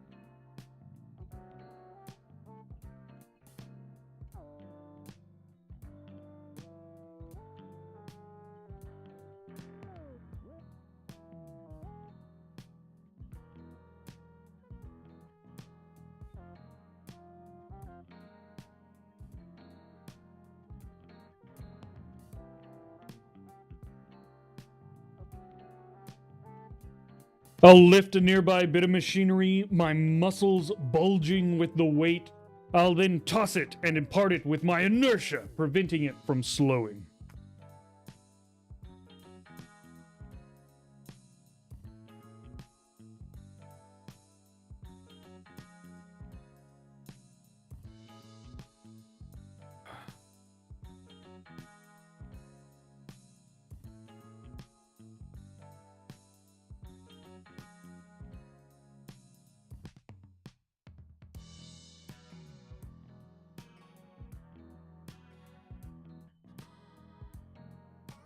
Your blue skin glistens under the dim factory light as your muscles bulge. With a grunt, you wrench a heavy piece of discarded machinery from the grimy floor. A surge of your innate power flows into it, making the already weighty object feel impossibly dense and swift. You hurl the makeshift projectile towards the closest thug, sending it hurtling with terrifying speed. One destroyer resubscribed with their Prime. Thank you so much. They've been subscribed for 2 months. I appreciate it.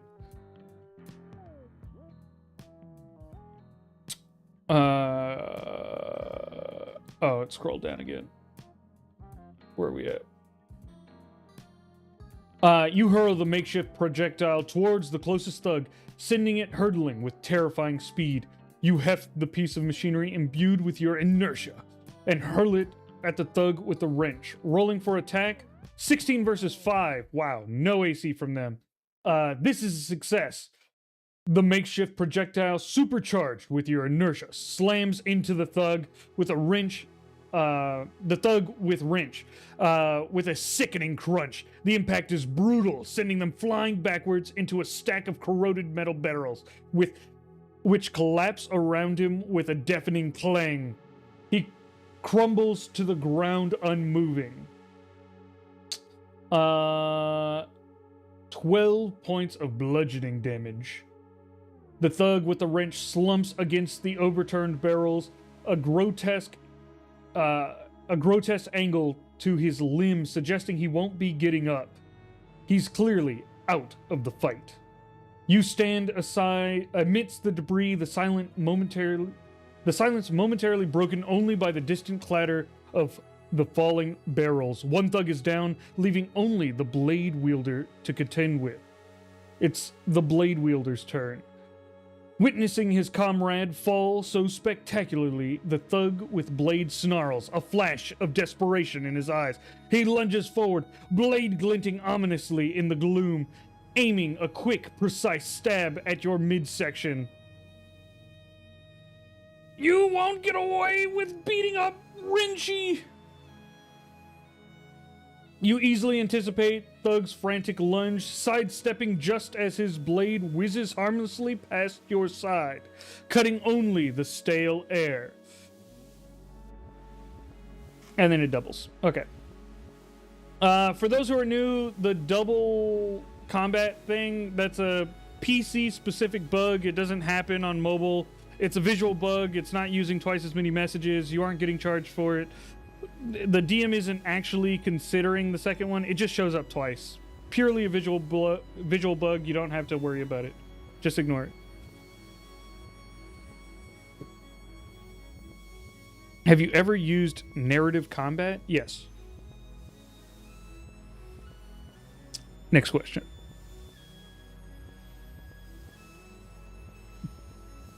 All right.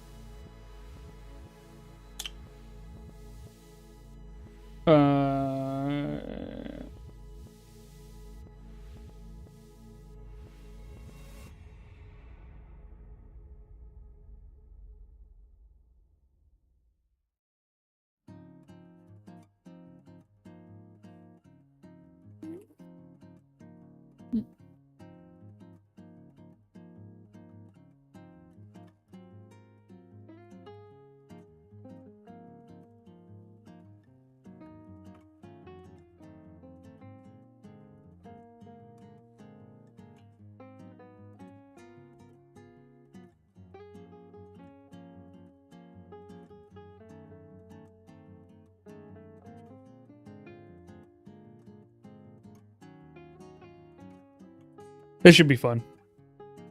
I'm really trying to play with the powers here.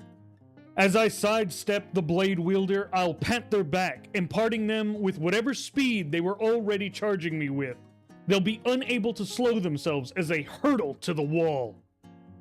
You expertly pivot, narrowly avoiding the thug with blade strike. As he overextends, you pat his back, subtly amplifying his own momentum with your inertia ability.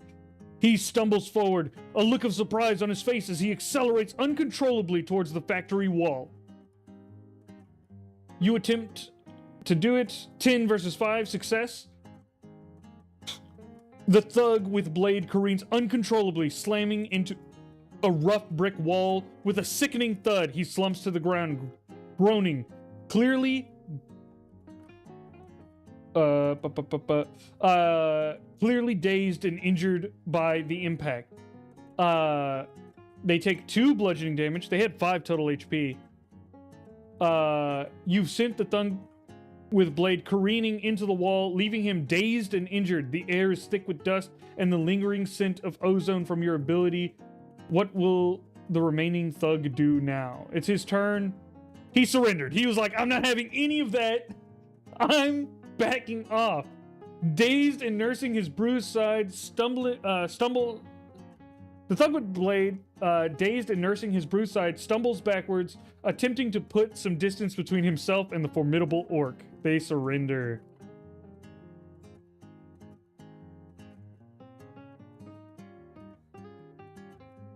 KO!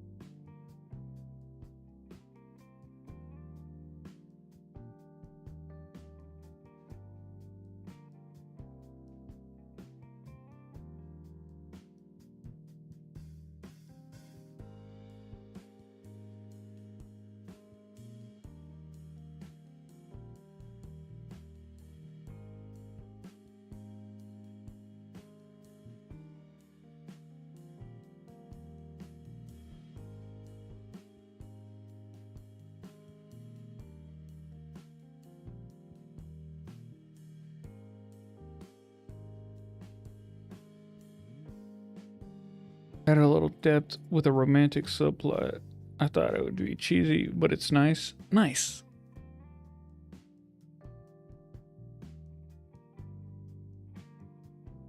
I get double comment messages on the app on occasion. Interesting. I've never seen it on the app myself, like when I'm playing. But I do spend most of my time doing it on PC now.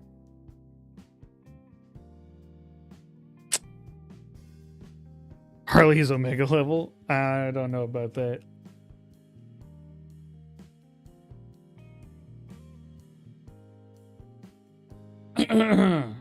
I'll walk over to the thug, and while they've given up and stopped moving, I'll impart them with inertia, making it so they now cannot gain any speed.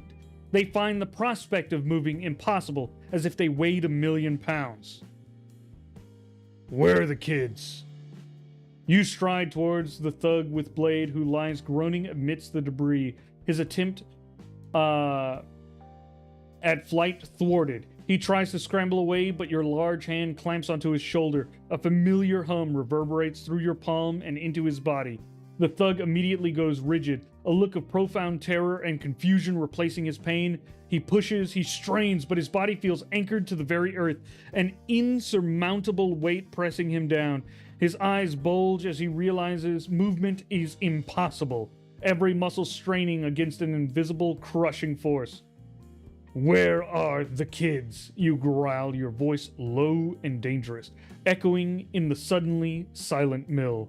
The thug, pinned and utterly helpless, whimpers, sweat beading on his forehead as he struggles against the inexplicable inertia. We don't do advanced interrogation here.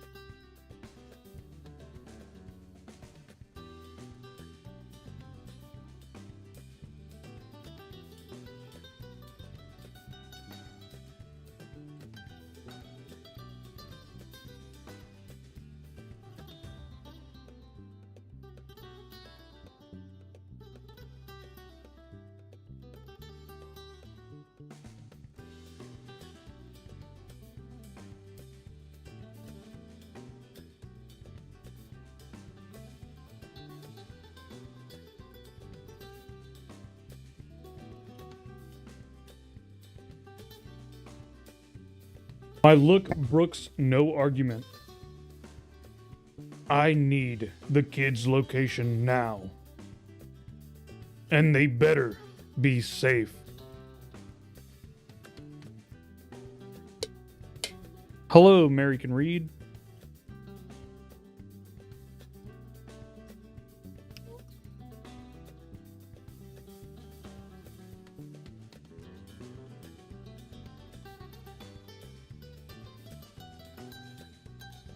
Your eyes, yellow and piercing, bore into the thug's, and the raw, unyielding intensity in your gaze leaves no room for defiance.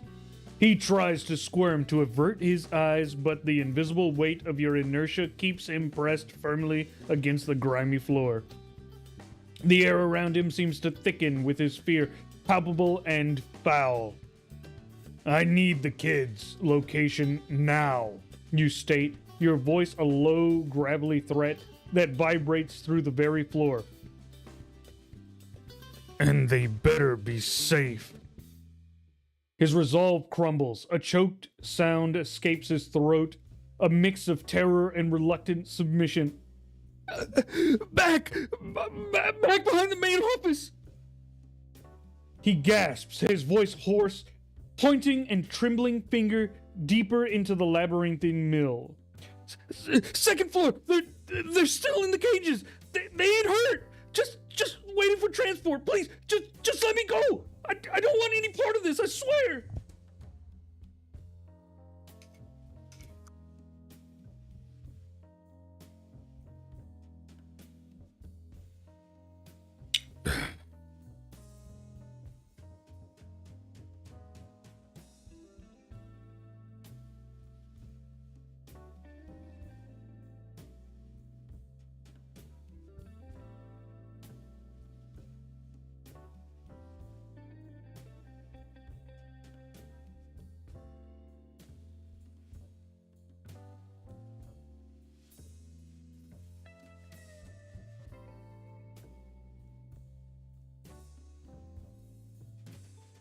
Did I miss the stream? No, we're still streaming.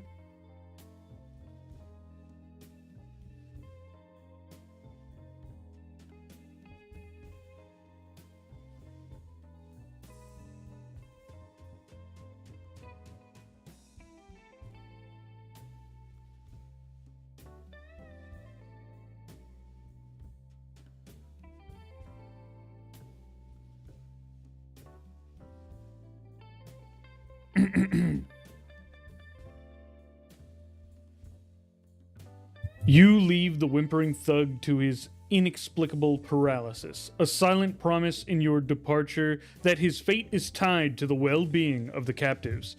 Your heavy boots echo through the vast, decaying expanse of the textile mill. Oh, sorry.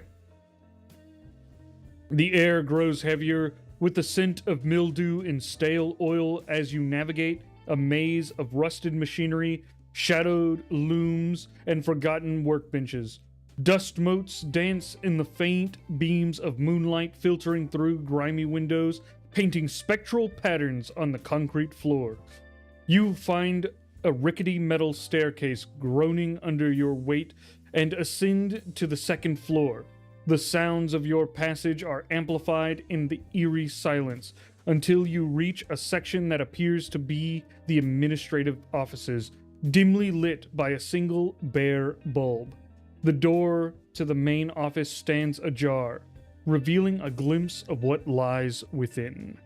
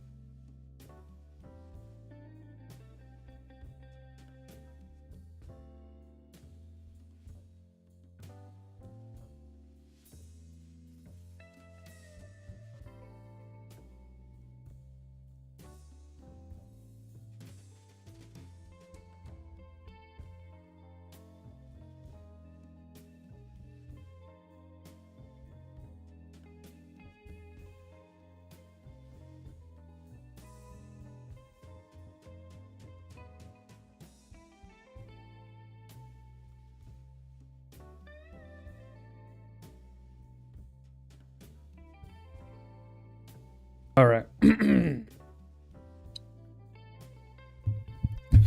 You push open the door to the main office. The rusted hinges groaning a protest that echoes through the still air. The space within is a grim tableau of desperation. Fluorescent lights flickering erratically from the water-stained ceiling cast a sickly yellow glow over what appears to be a makeshift holding area. Several large, reinforced cages, scavenged perhaps from animal transport or industrial use, line the far wall. Inside, huddled together, are about half a dozen young mutants. their faces pale with fear, their eyes wide and vacant. Their mutations are varied. One has shimmering scales on their skin, another's hair seems to pulse with a faint light, and a third shivers despite the warmth with delicate moth-like wings folded tightly against their back. Their expressions shift from despair to startled terror as your imposing form fills the doorway. A single collector, a gaunt figure with a greasy ponytail and a cheap pistol holstered at his hip, sits hunched over a cluttered desk, meticulously logging information into a battered laptop. He looks up sharply, his eyes widening in surprise as the office door slams against the wall behind you. His hands instinctively move towards his weapon.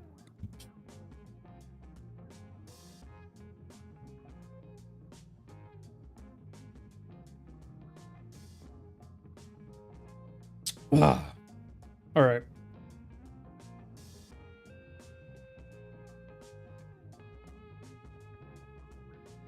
Yeah. Bro's not getting paid very well. He's got a battered laptop and a cheap pistol.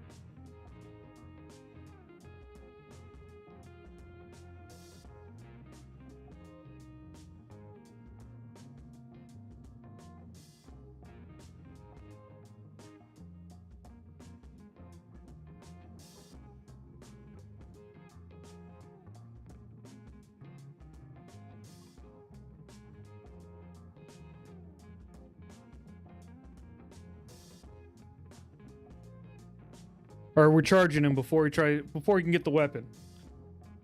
We'll see if we can do it. If he starts firing shots in this enclosed space, it'll be bad for the kids.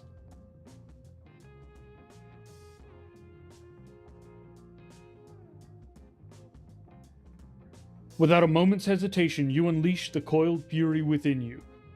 You charge, a blur of blue and red across the office. The collector, still fumbling for his pistol, barely has time to register your terrifying advance before you're upon him. His eyes, wide with panic, meet yours just as your massive form crashes into the desk.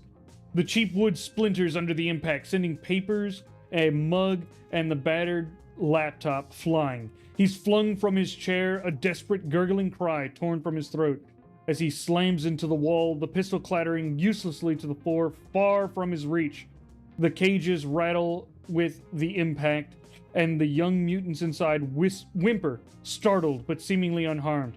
The office is now a scene of chaos, with you standing over the dazed collector, ready for his next move. Okay, he's got more HP.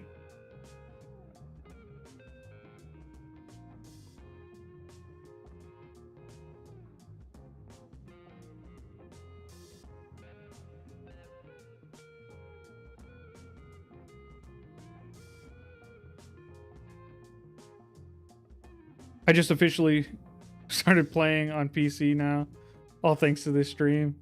Nice.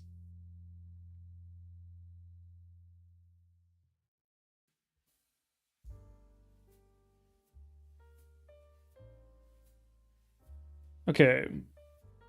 More fun ways to use the powers.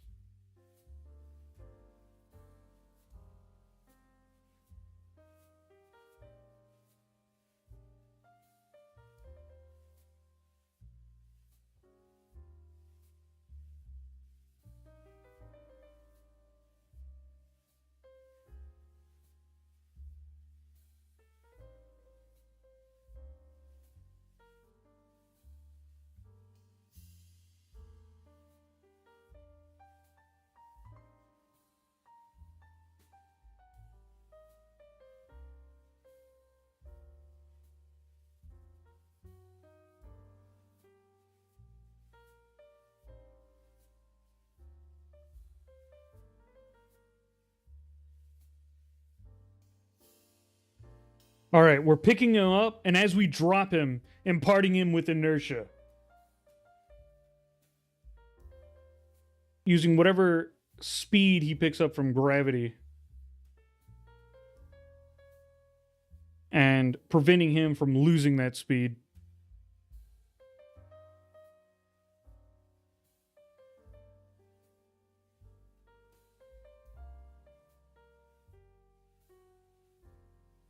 For 14 HP, let's go.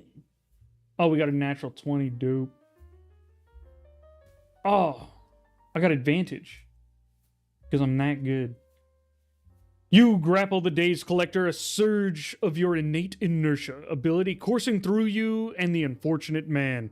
With a roar, you lift him high, and the added mass and momentum making him an unstoppable projectile. You aim him downwards, ready to send him crashing through the dilapidated floorboards of the abandoned mill. The terrified cries of the caged children briefly punctuate the tense silence as you prepare to unleash your full power. Natural 20, critical success. With a powerful grunt, you propel the collector downwards, your inertia ability amplifying the force. There's a sickening crack as the floorboards beneath him splinter and give way, sending him plummeting through the gaping hole you've created. A terrified scream echoes from the depths of the floor below. No!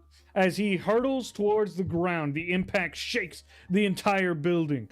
And then an eerie silence descends, broken only by the whimpering of the children, rolling for damage. 14 points of bludgeoning damage as he hits the floor.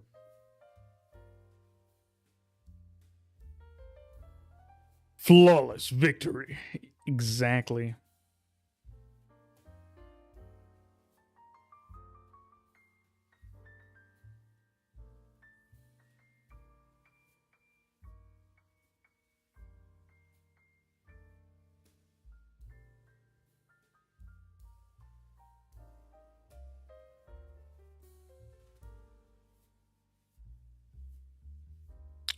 For those that use PC and app, have you noticed that the PC version items can have ways to use them in the description not available on the app?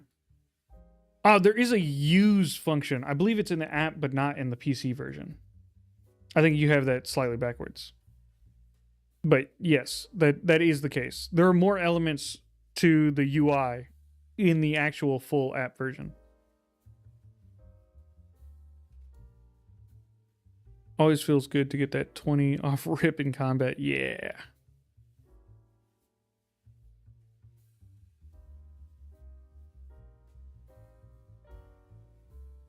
This makes me think of the badger from Tuesday stream.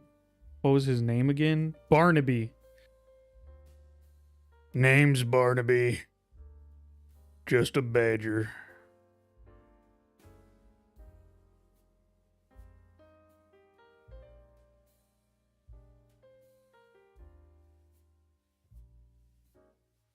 And you're just another two-legger with too many questions and not enough biscuits.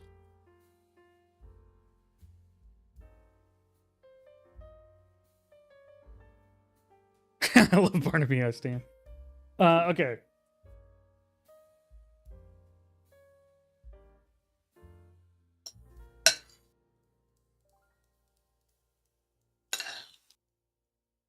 But Barnaby hates stands.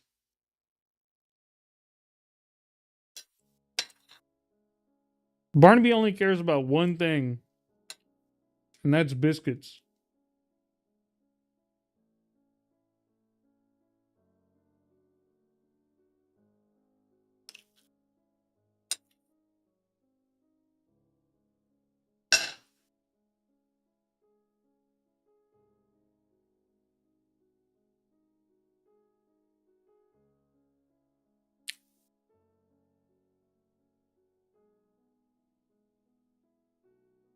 All right.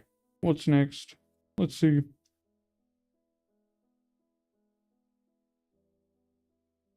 Let's save these kids.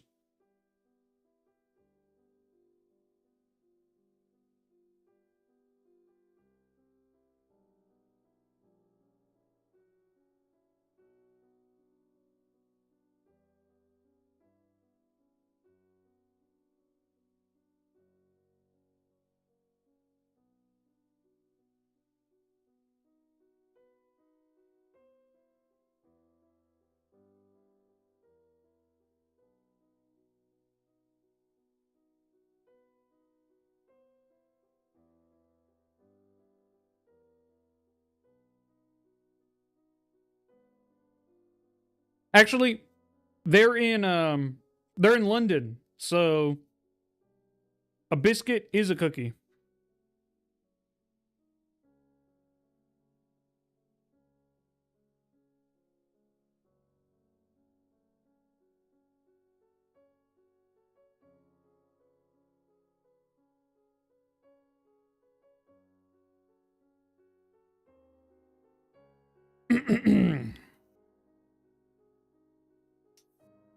I'll turn toward the cages.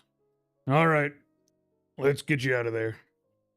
I'll go to break the front of the cages off. You turn from the gaping hole in the floor where Collector once was, your gaze softening as it falls upon the trembling figures in the cages. All right, let's get you out of there. You rumble, your voice in stark contrast to the violence that just unfolded. With powerful strides, you approach the nearest cage. The reinforced bars designed to hold unwilling mutants seem formidable, but they are no match for your strength. You brace yourself, grasp the heavy metal. Oh, sorry. They say steel. I was starting to make up my own stuff. Metal's right below it. That's why. Grasp the heavy steel grating of the cage door, and with a guttural roar, you twist and tear. Metal shrieks and groans under the immense pressure, bending and snapping like twigs. The front of the cage gives way, leaving a jagged, gaping hole large enough for the occupants to escape. The young mutants inside, initially frozen in fear, now look at you with a mixture of awe and dawning hope. Their eyes, wide and uncertain, slowly begin to shift from terror to a fragile glimmer of relief. He's got to take them all to get ice cream.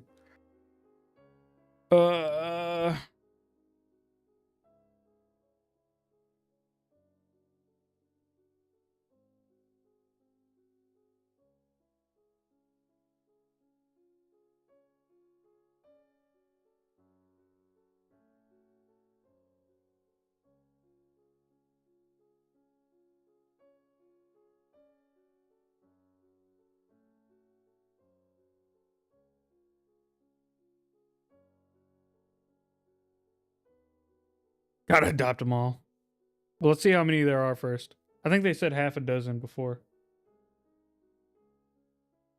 As you tear open the first cage, your eyes quickly dart across the remaining enclosures, mentally tallying the frightened faces.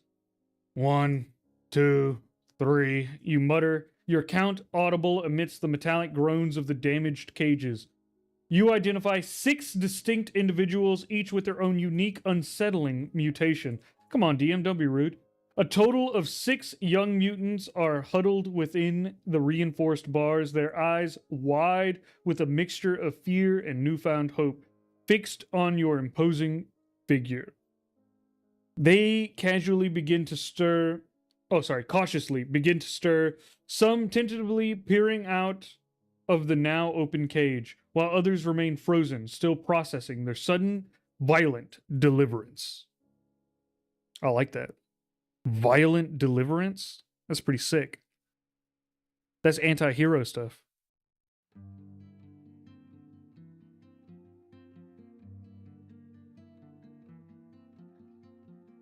It's like Pokemon. No.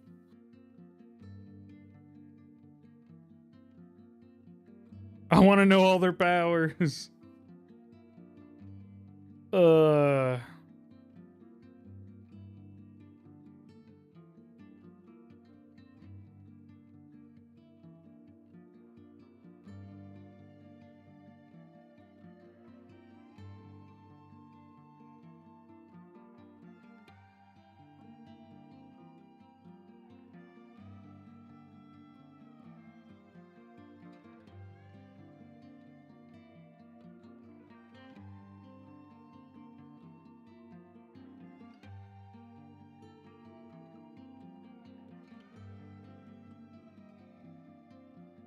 All right, let's file out. As you step out, give me your name, your power, and if you have a family I can return you to.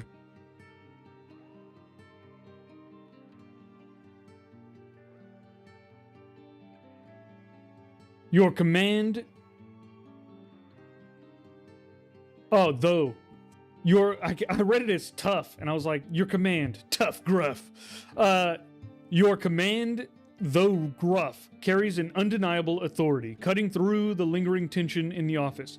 The mutants in the now breached cage slowly begin to shuffle out, their movements hesitant, like creatures emerging from a long hibernation. As they step into the flickering light, they each offer their information, their voices ranging from timid whispers to slightly more confident pronouncements. First out is a lanky young man with skin that shimmers faintly with iridescent scales.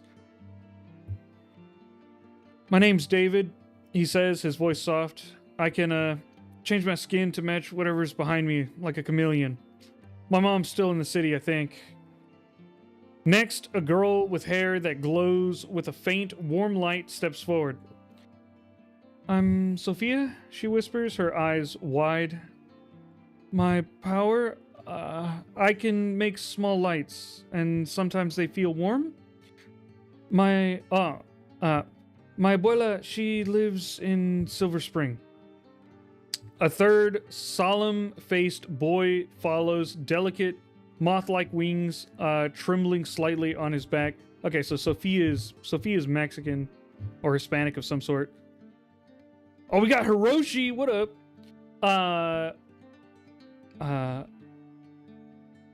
My name is Hiroshi. I can glide a bit with these. He gestures to his wings.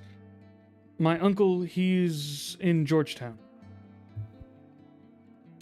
All right. So three of them got family.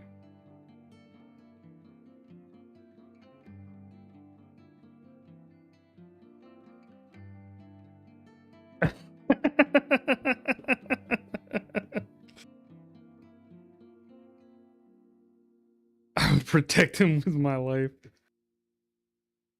Keep him from tech labs. All right.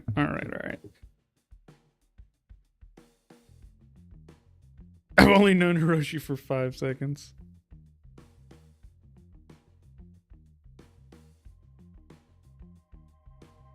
Ice cream for the kids. Okay, all right. We'll see if I can do this quick.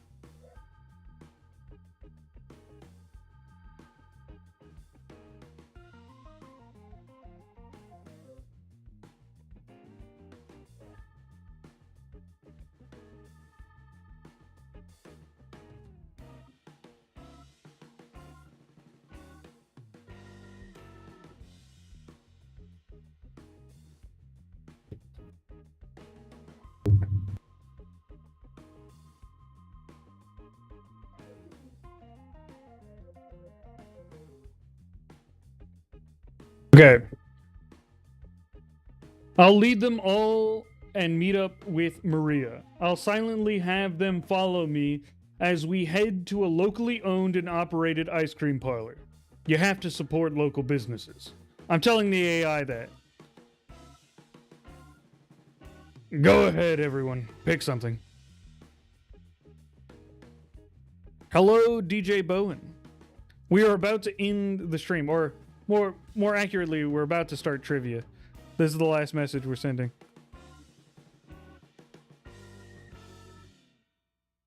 You lead the rescued mutants, a timid procession of shimmering scales, glowing hair, and fluttering wings, down the rickety stairs and out the industrial gloom of the mill.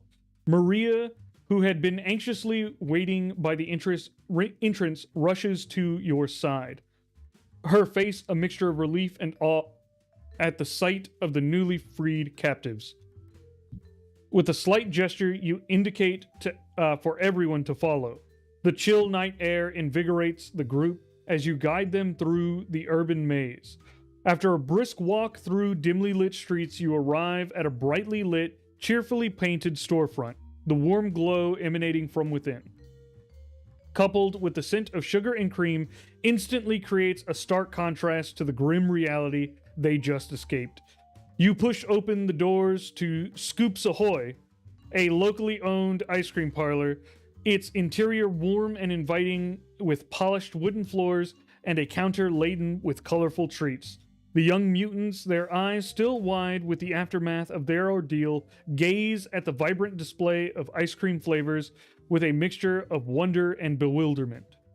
Go ahead, everyone, you announce, your voice softer now. Pick something. The words, simple yet profound, offer a moment of normalcy and comfort in their chaotic night. Okay, I think that's a good point to leave off on as we switch over to trivia.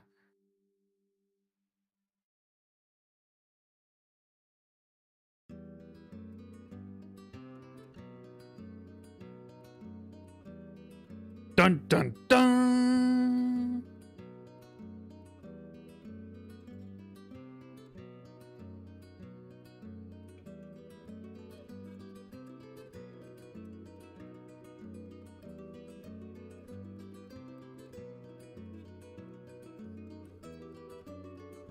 If you are new here, please read over the trivia rules posted by my mod, secretly a person there. That'll explain what you need to know.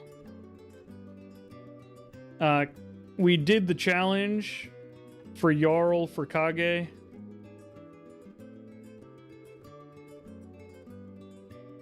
So sorry. The VOD will be posted onto YouTube pretty shortly, probably sometime tomorrow. It'll be whenever the wife decides that she has time to do it, but it should be sometime relatively soon. Huh? Oh, the VOD will be up tonight then. I didn't know if you had to do like stuff with the thumbnail or anything. Oh, no, alright. Sweet.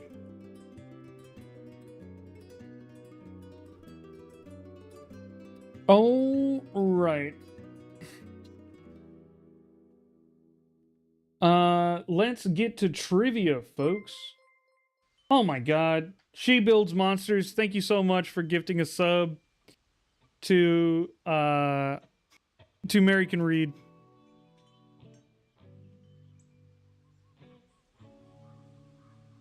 Oh man. Thanks for the great stream, Echo. Have a good night. Maybe next stream we'll get to level 7 hype train. Yeah. You guys are nuts, man. Thank you so much. Have a good night. How often do you stream? I stream 3 times a week. I stream Tuesdays, Thursdays, 4:30 to 7 4:30 to 7 PST. And then on Saturday I stream from 9 a.m. to 12 p.m. PST. I guess it's PDT now. Daylight savings time.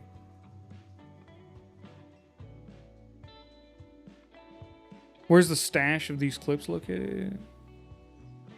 You can find all clips that have ever been made on the in the Twitch channel under the clips tab. They're also slowly being added to YouTube over time. They take a while they take a while to edit, and we are not master editors or content creators, so it takes us a while to do since we both have full-time jobs outside of my other basically full-time job of content community manager for Everweave. So doing the content thing is sort of just an additional tertiary thing. Whew. The ABBA was everything. All right. Let's get to the trivia.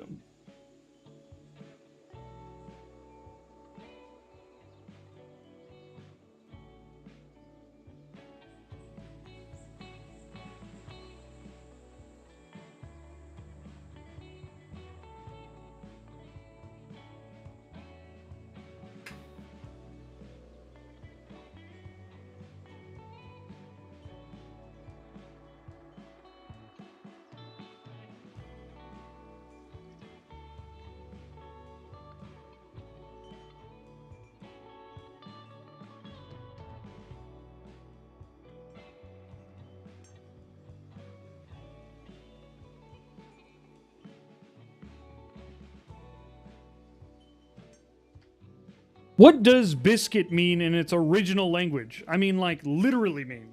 What are the word components?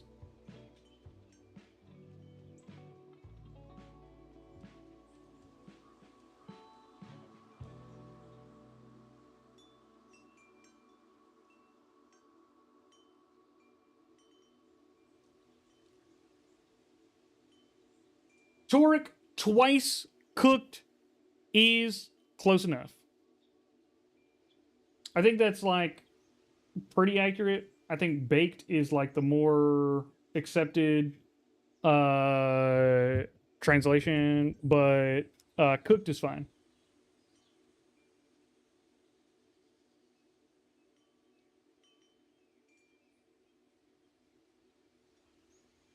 There you are, Toric.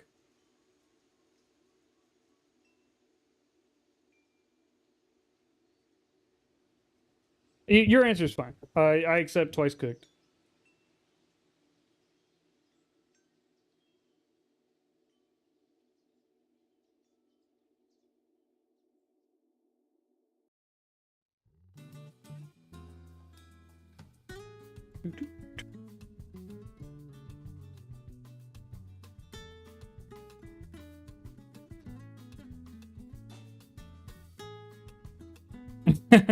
All right.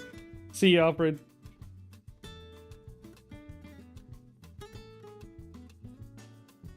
See you, Captain X.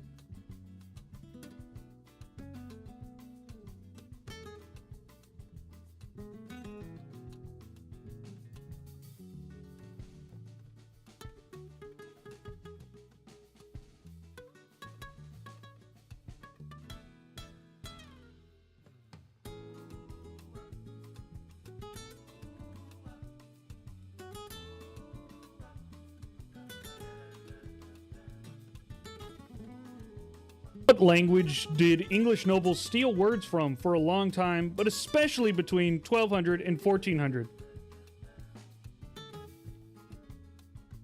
I'm a happy fox. French is correct.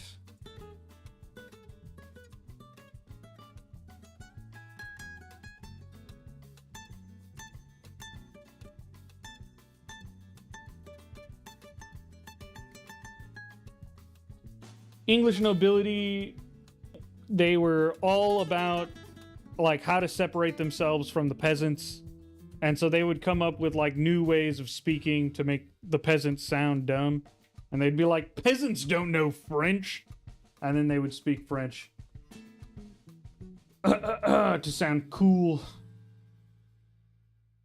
And that's why we have a bunch of French words, and that's why there's so many dumb words. You can't spell a word? That word's probably French.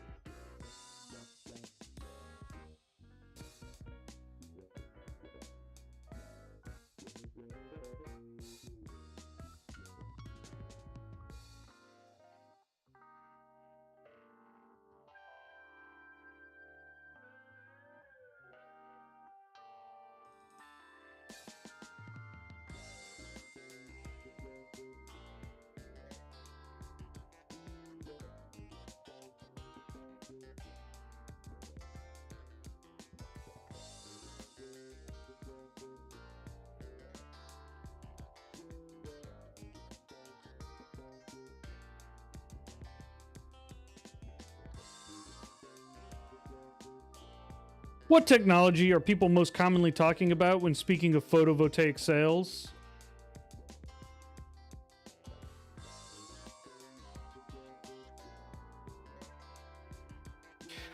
Lenino, solar panels is correct.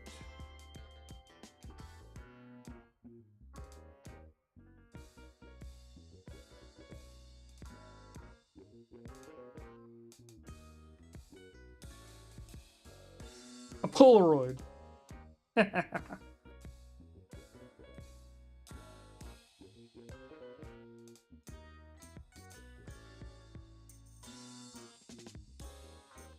I'm a Happy Fox. Did you get yours? Has everyone gotten there so far? Yeah, they confirmed.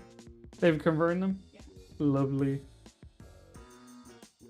Only I'm happy box that I. Okay, sweet. Oh, I got the guy. See. Dope. Yeah, well, if one person is getting it, usually that means everyone's getting it. I think She Builds Monsters is the one who has the most trouble.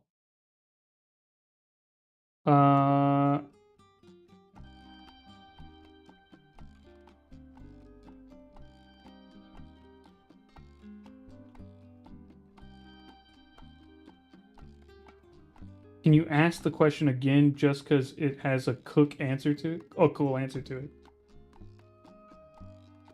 Can you ask the question again just because it has a cool answer to it? What technology are people most commonly talking about when speaking of photovoltaic cells? Solar panels?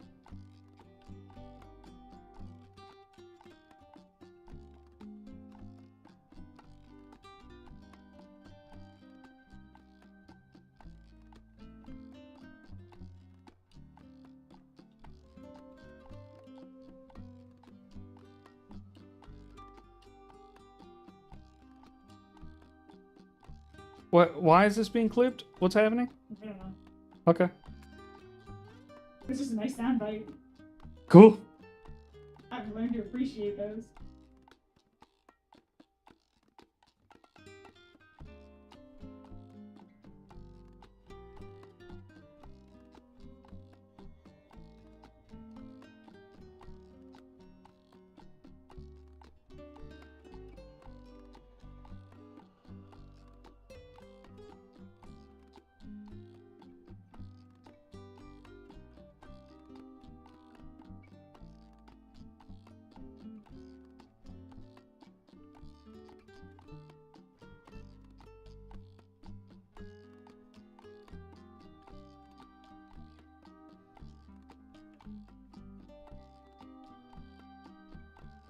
If red, blue, and yellow are the primary colors for pigments, what are the primary colors for light?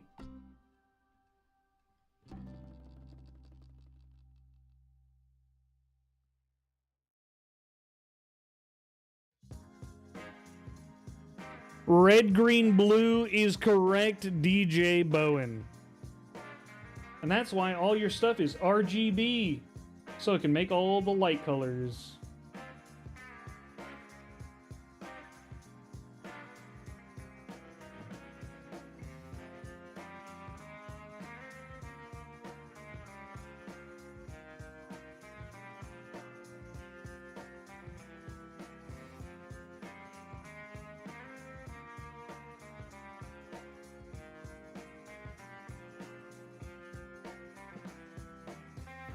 +25 years of graphic design have paid off. Yeah, no problem. That's great. I love it when I hit someone's niche.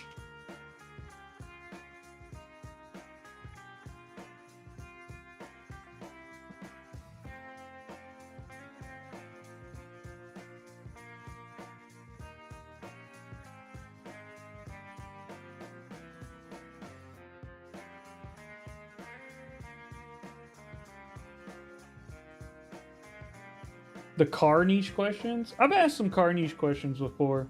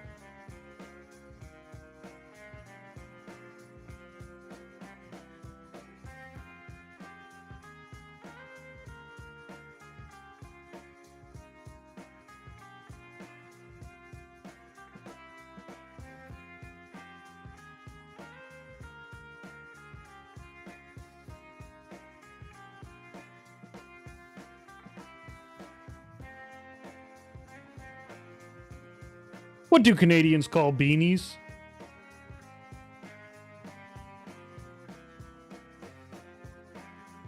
Phantom Arcanist, Took is correct.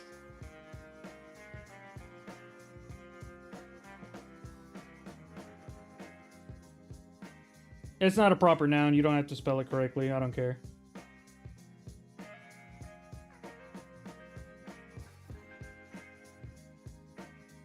That kind of doxing yourself? Huh? Is that kind of doxing yourself? Answering this question? No. Random game. But their city. Oh, yes, it does count as doxing themselves.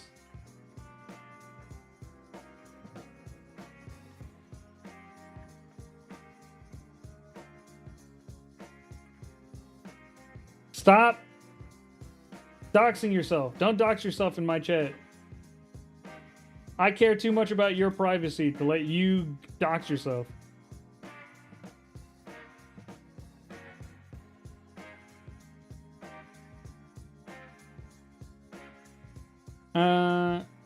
Okay.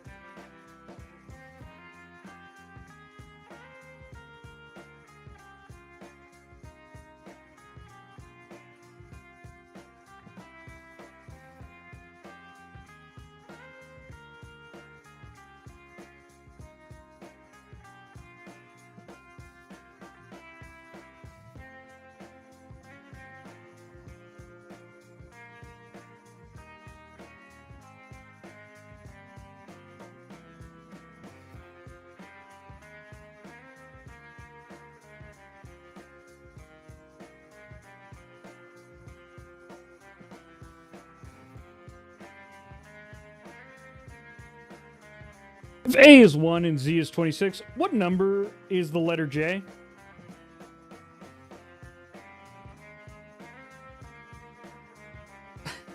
I saw enough delay that people were doing it in their heads. A, B, C. She Builds Monsters 10 is correct.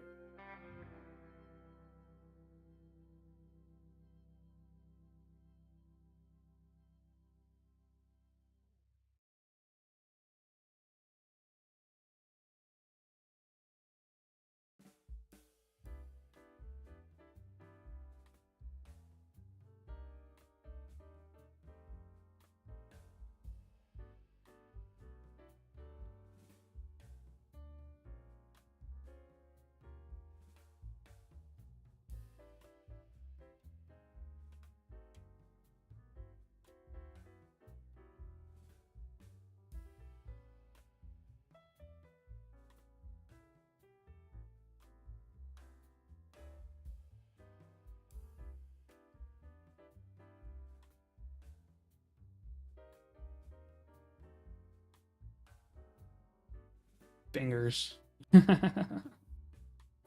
Yeah.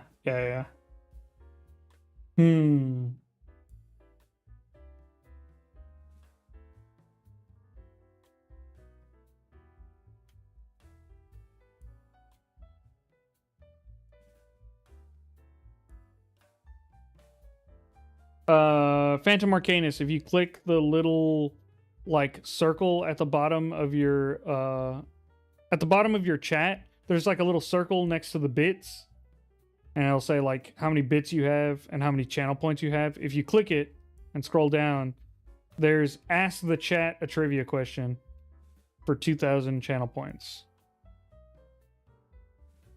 Okay, Phantom Arcanus would like to ask the chat this trivia question.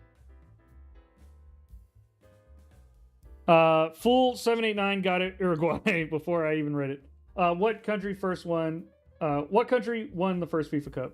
It is Uruguay.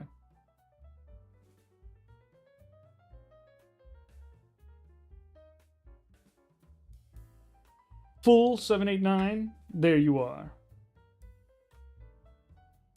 Enjoy your 50 free messages.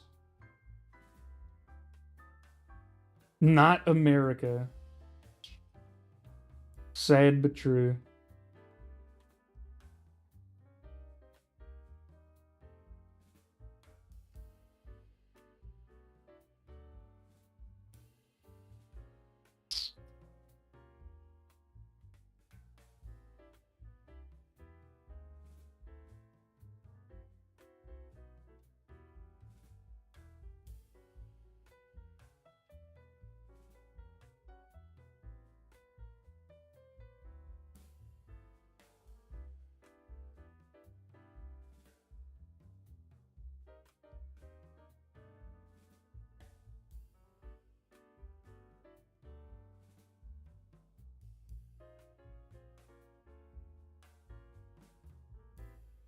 What are the citizens of Super Earth called when they are taken and experimented on by the Illuminate?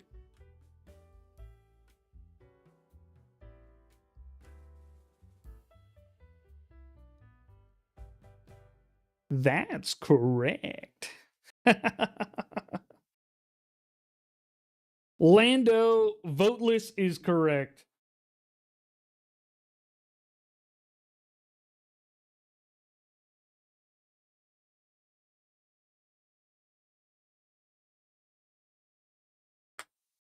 Your knowledge of democracy is commendable, soldier.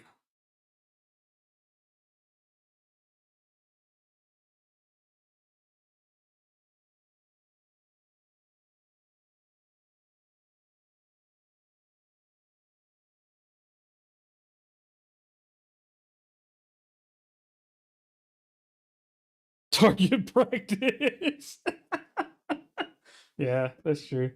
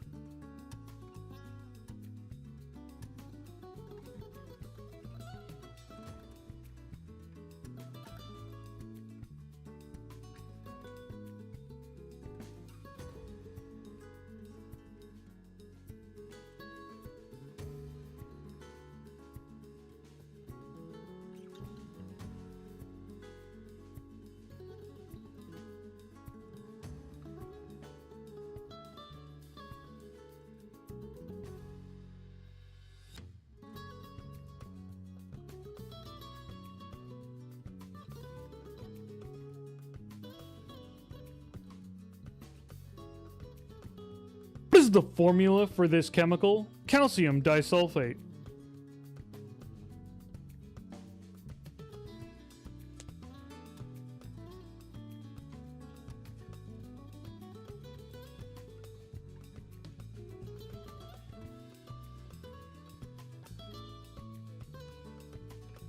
Give me that empirical formula.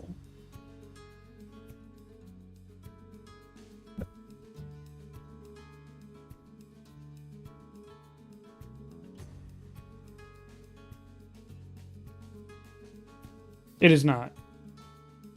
Mary can read.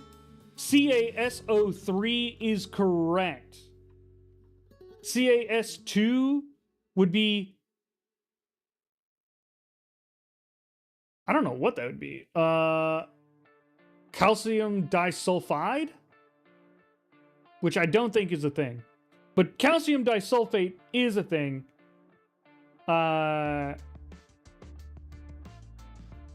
So there you go.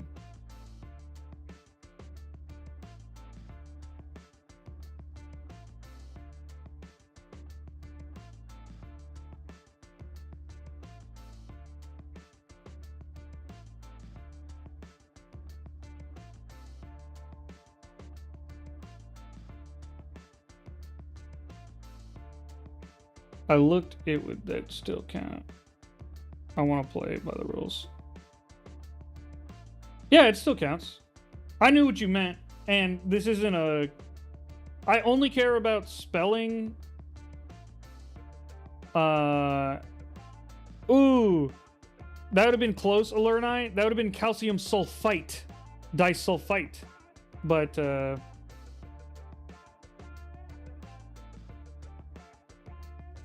actually, no. I'm so sorry, American Reed. You're not correct either, actually. We're still waiting on the winner. No one is correct yet.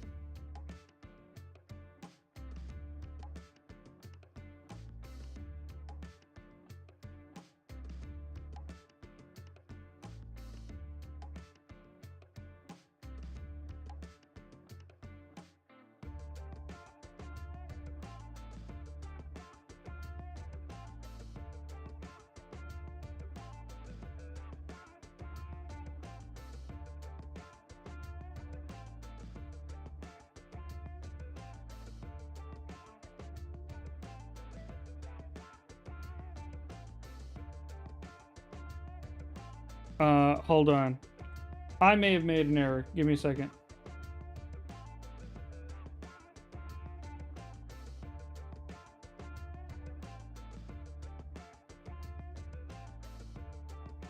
All right, that's my bad, folks. I made an error. That's me. I did that. I messed it up.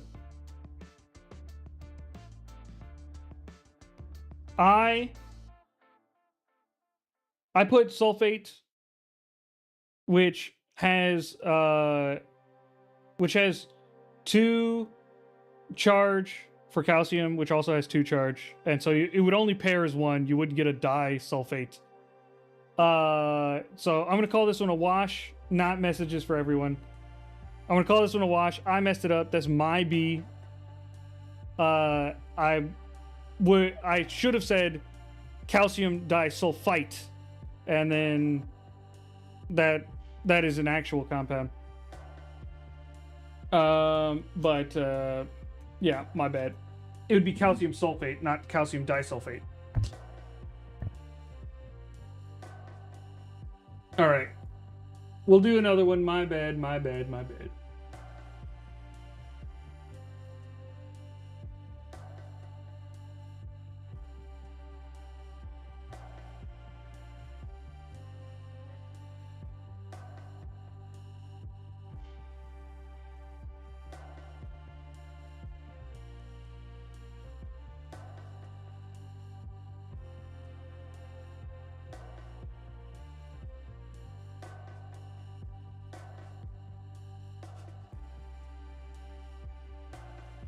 Okay.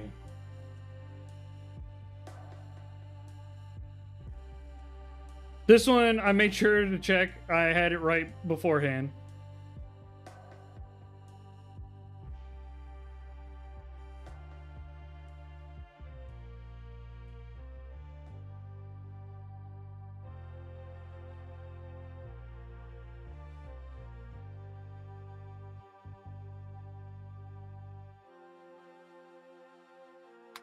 What is the chemical formula for ammonium nitrate?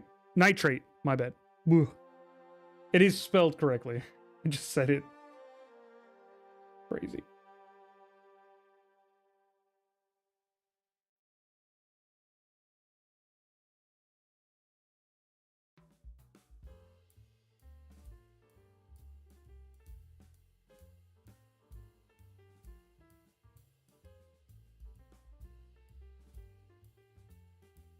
Something into. Brown rice, New York, New Jersey. That is correct. NH4 and O3.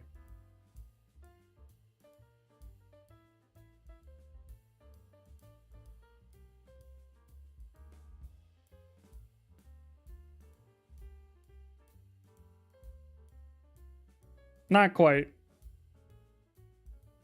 Ammonium isn't a chemical itself. Like, it isn't a singular element itself.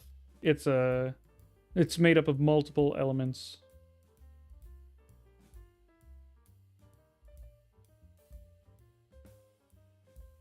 We got more trivia to do, don't you worry. All right, except this is the last one. All right. Last question.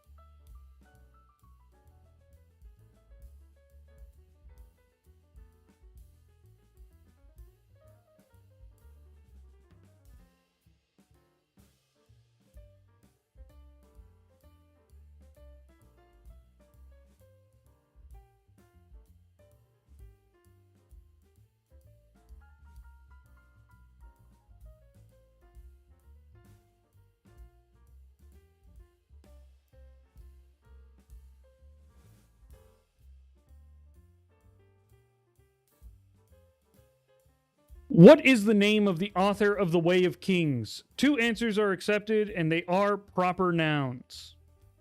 So they must be spelled correctly.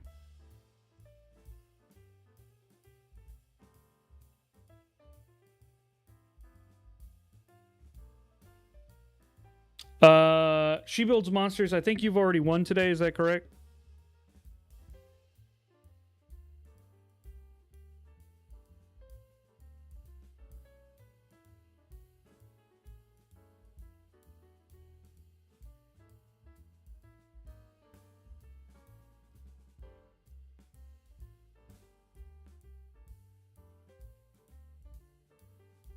Dedekins. Christopher Anderson. Yes, you've already won. Okay, so Cardaloon, Brandon Sanderson is correct. Noadon is the second correct answer.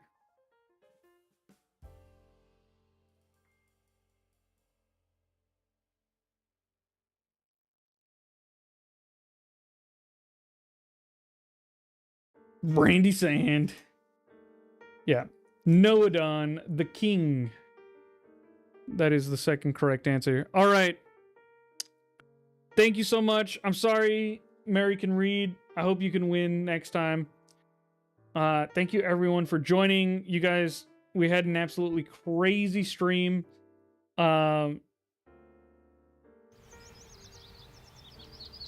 Lots of subscribers, lots of gifted subs. Thank you so much. I appreciate it. The community really showed out for Harley. Thank you all so much for hanging out. I appreciate it. I will see you guys on Saturday. Thank you all for coming. Good night.